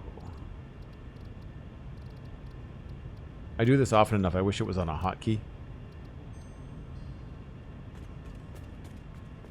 So these are the way that the water pumps are designed. Did I need to space them out this much? No, but Is it fun and looks cool? Yes. So that's the all the water that's getting pumped up into the higher floors for all the power consumption. And I'll show you these things as well. So we're going to be going, we're not going to be doing single arcs in the aluminum. We're going to be doing one, and then it's going to kind of go over by 3 and then come down. So this whole area is going to be a recessed part in the aluminum section. But it does pretty well. I think I've got a power node over here somewhere. Yeah. There are some fluctuations, but that could be other power plants, because I've got coal power plants happening elsewhere in the world. But 60,000, and even with Devastator working, we're down here. So I'm sure we'll climb eventually, but we're not even halfway with all the stuff I've got going in the world. And then I've got these tracks here, because eventually we're going to have a train that's going to pick up the plastic and the rubber that's down here. Actually, that reminds me, I should bring some plastic back with me. It's weird that there's no footprint noises on tubes.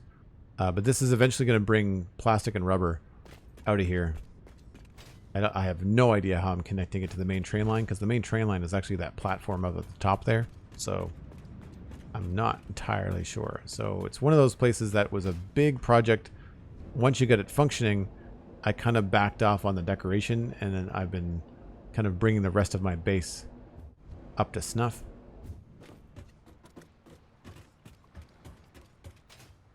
But all of these floors have got designs, and eventually they're going to have a really cool look to them.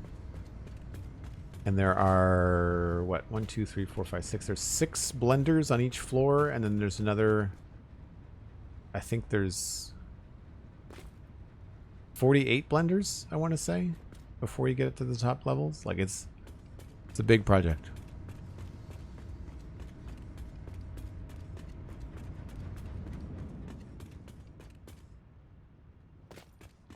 One of the things I keep on meaning to do with my streams is like dedicate like the first hour or so to like just decorative work. Don't do any factory building. Just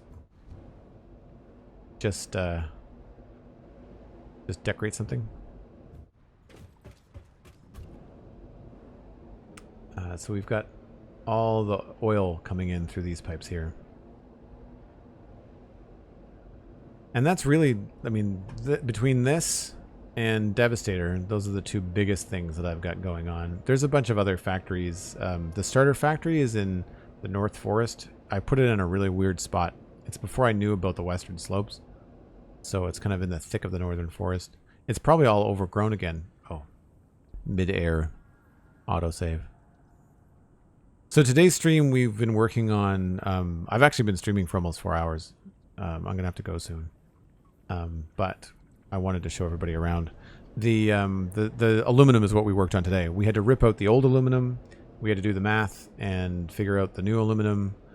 And that's kind of where we are. So the new aluminum is probably going to be the next couple of streams, because I want to get that back up and running so I don't run out of all-clad sheets and some of the other things I need to build. So yeah, it's coming. It's coming along. The issue, as always, is just like leaving yourself enough space and figuring all that out. But all of this stuff on this floor is going to be redone because it's all based off my old numbers. And all that silica, I don't need it anymore. We can use it for like circuit boards or other things. So that at least is good. And this is my temporary storage. It was going to be automatic and like a proper storage room, but I'm moving it higher, so I decided not to hook it up. Right now it's just manual storage. And then this is just the tube down to the aluminum. Alright, so here we are back at the aluminum. And you can see here the shape, even though it's not the right color or anything. we're just going to doing an arc like that, and then we'll probably have things behind it.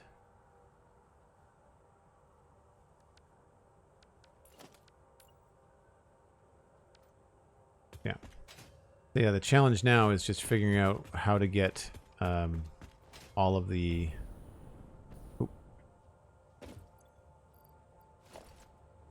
other refineries hooked up.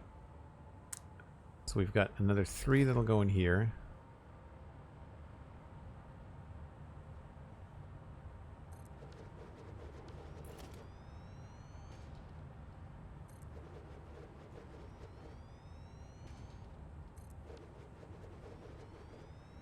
And those, this one's not placed right.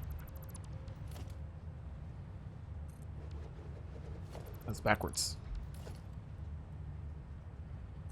Did I place these backwards? I think I did.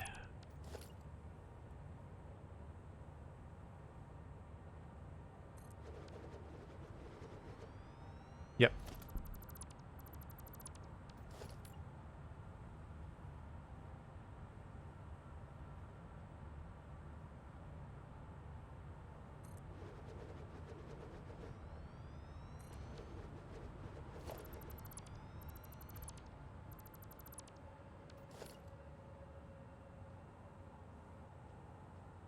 Is that right?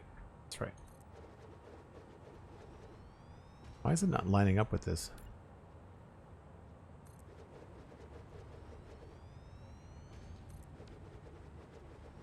Right. So those 9 in the back are doing sloppy alumina.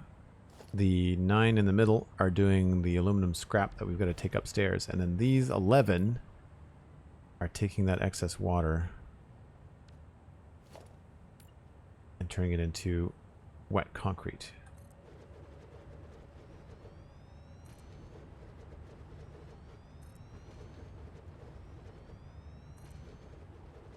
Oh, I'm short one. Not enough motors. That won't do. Thanks, Marcus.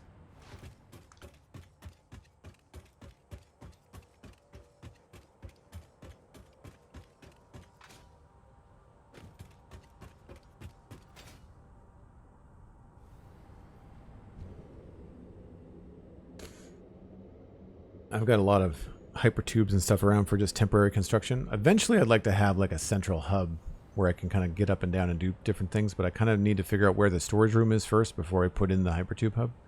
What was I short on? Motors. I think that was it.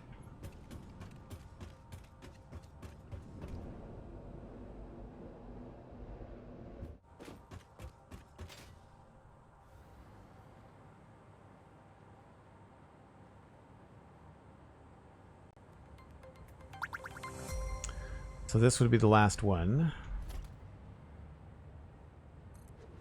And just because we can, let's try. What would be a good scrap color? That's not that different than the other one.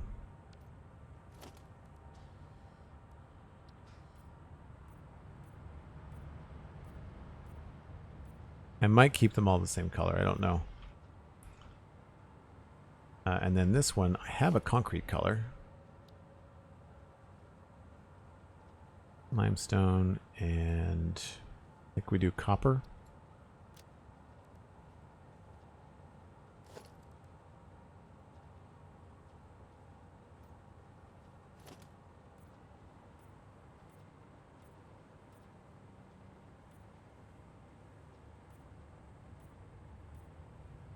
I mean, alternatively, I could just get the water out of here and not turn it into concrete right here. But it seems like that's probably going to be a good way to do it. So we'll have to use the space down here for all of the pipes. And then this will have to have an export. And the only thing this is pumping out is concrete.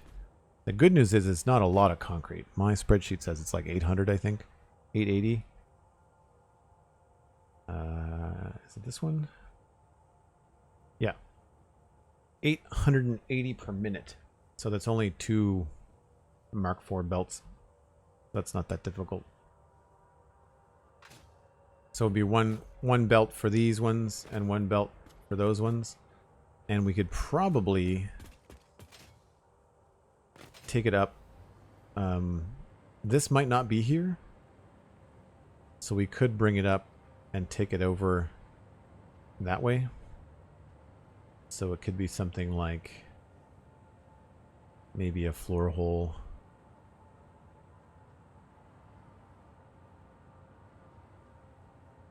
Not sure where you would put it. Maybe there.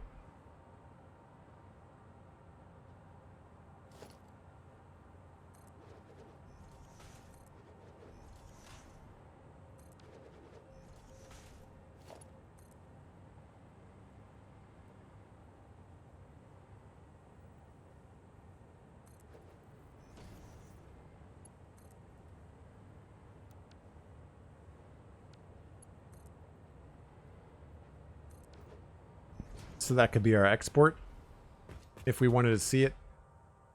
If not, there is enough room, I think, to take it under the road and bring it up over here. So we have options. So I don't think the concrete is really going to be the problem. I think it's the export of the silica, or not silica, the scrap.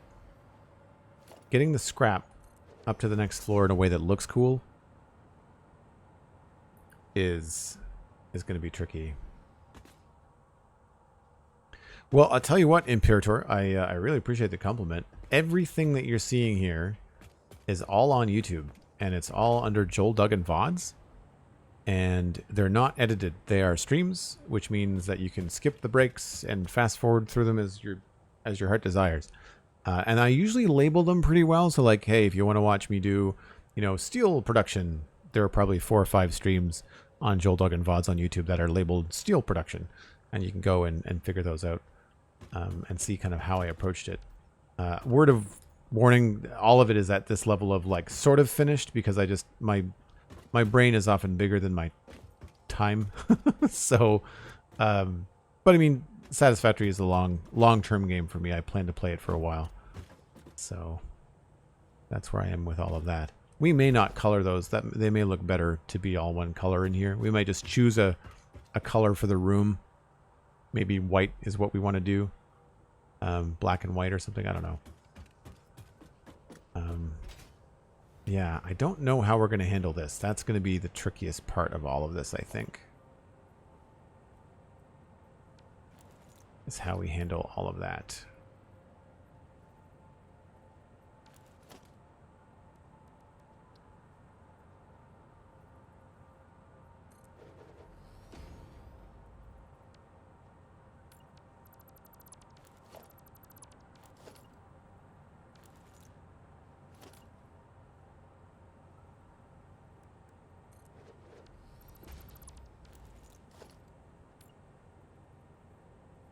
Wrong thing.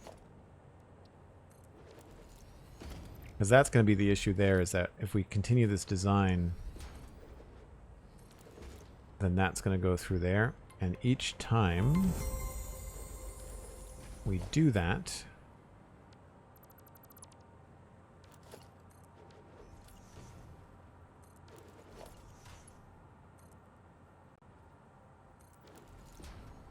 we'll have to put a hole there, so this particular section might have to go flat.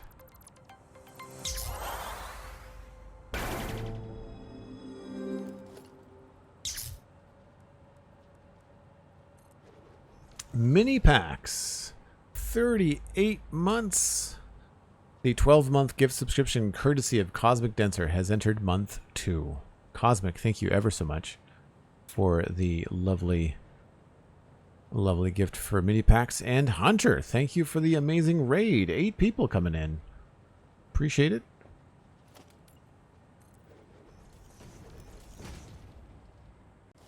What are we up to today, Hunter? Minecraft, I'm assuming. For folks that are wondering, Hunter 555 is a member of my community, one of my moderators, and a streaming member of Infinity Cove, which is my Patreon Minecraft server. So if you're in addition to playing Satisfactory, if you're also a Minecraft player, then there's a way to play with some like-minded folks. I guess I have to do this first, don't I?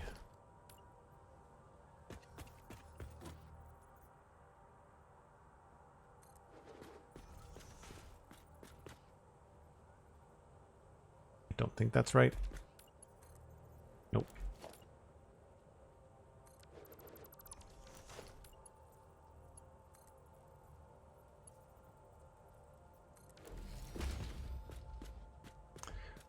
So we'll have to do something like that.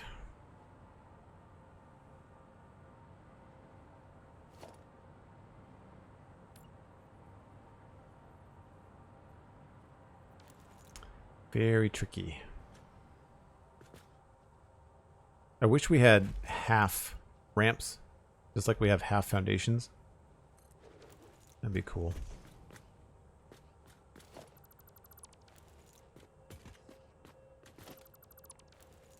So we're going to have to do it that way. I just don't know how we're going to do it in a way that looks good.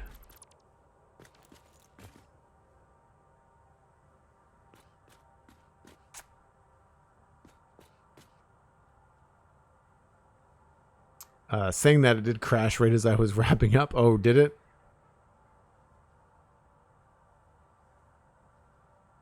You're playing Subnautica Below Zero.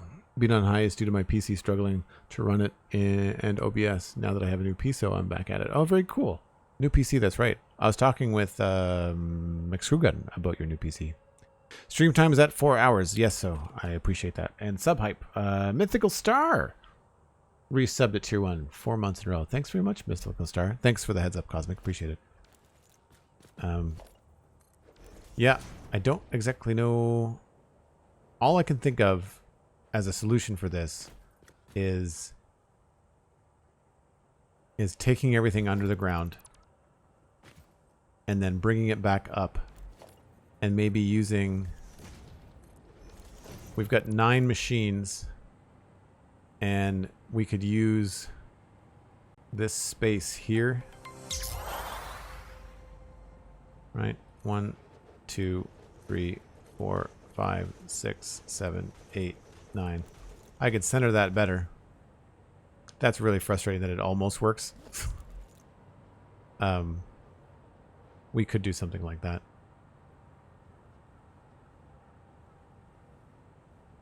I could do... Yeah, we could do something like that there. Although that would mess with this, wouldn't it? That wouldn't be great.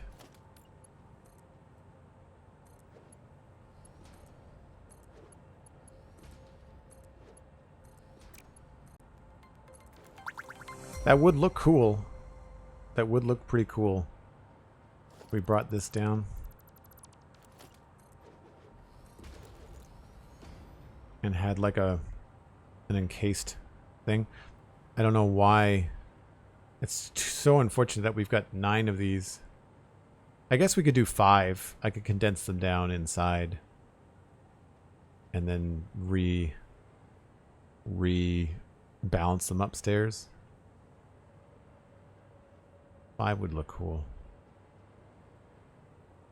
Yeah, so we're cheating a little bit. We're probably gonna have to take this under the floor, the subfloor, the dust floor, the desert floor. How much room do we have down here? Probably not a lot.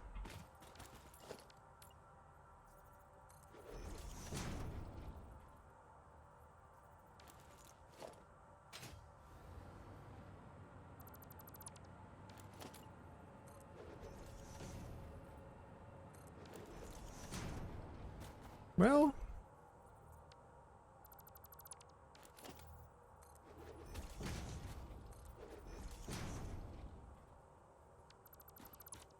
it's enough to walk around.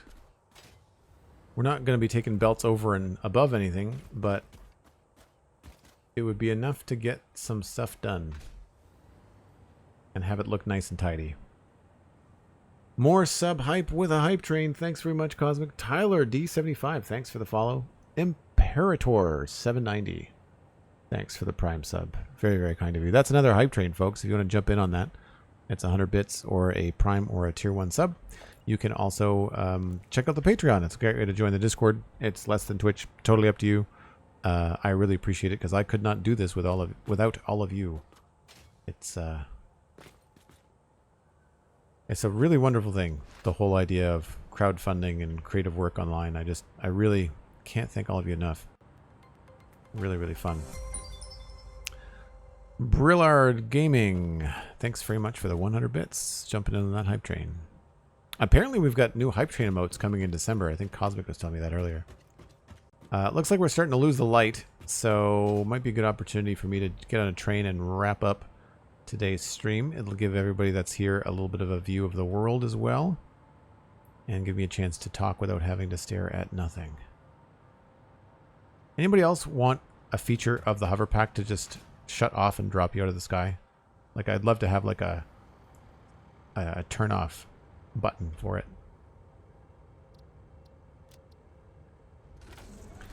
Right on, folks. Thank you ever so much for hanging out. We're going to try and find somebody playing either Satisfactory or Minecraft to pass you along to. Where are my streaming tabs? They are around here somewhere. Love your stream to bits. Biller Gaming, another 100 bits. Thank you so much. Appreciate it. Double tap C will turn off the hover pack? No kidding. Okay. I've got Slice Line playing Minecraft and Chewed Toy playing Satisfactory. I'm not familiar with Chewed Toy. That's a recommendation on Twitch. But Slice Lime is always a good time.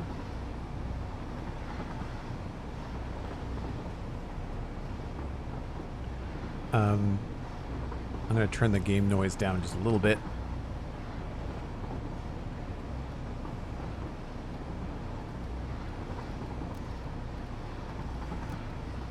Just for me. Cool. Have to remember to turn that back up next time. Folks, I hope you've enjoyed your afternoon here. We had a full day. Started streaming at 1 o'clock my time. It's now almost 7:30, so I gotta go grab some dinner. Cosmic, thank you ever so much to you and SweetSandi for moderating today. Really appreciate it. Thank you for all the support, everyone. And thank you to Total Eclipse, 100,555, and I think there might have been one other raid. I don't really remember. But truly appreciate it. Always great to bring in some new people. Hopefully if you came in from that Total Eclipse raid, you left a follow so you can have a chance to come back another time. Not so close to the end of the stream while we work on some different stuff. And yeah, I'll be back again tomorrow live at 1 o'clock Atlantic time. I'm in Canada, so that's UTC minus 4 hours. And we will be doing Minecraft tomorrow. I don't know if I'll get to Satisfactory. This was a long day for me, so I'll probably just do a regular stream tomorrow. But we'll be back in Minecraft working on my 3-year-old medieval city build. So it's another big build in a video game. Noticing a trend? Again, I tend to bite off more than I can chew. Thanks ever so much, folks. I'm going to pass you along to Sliced Lime playing some Minecraft. They are the tech lead at Mojang. So good fellow to watch play Minecraft. I will see you later. Bye for now.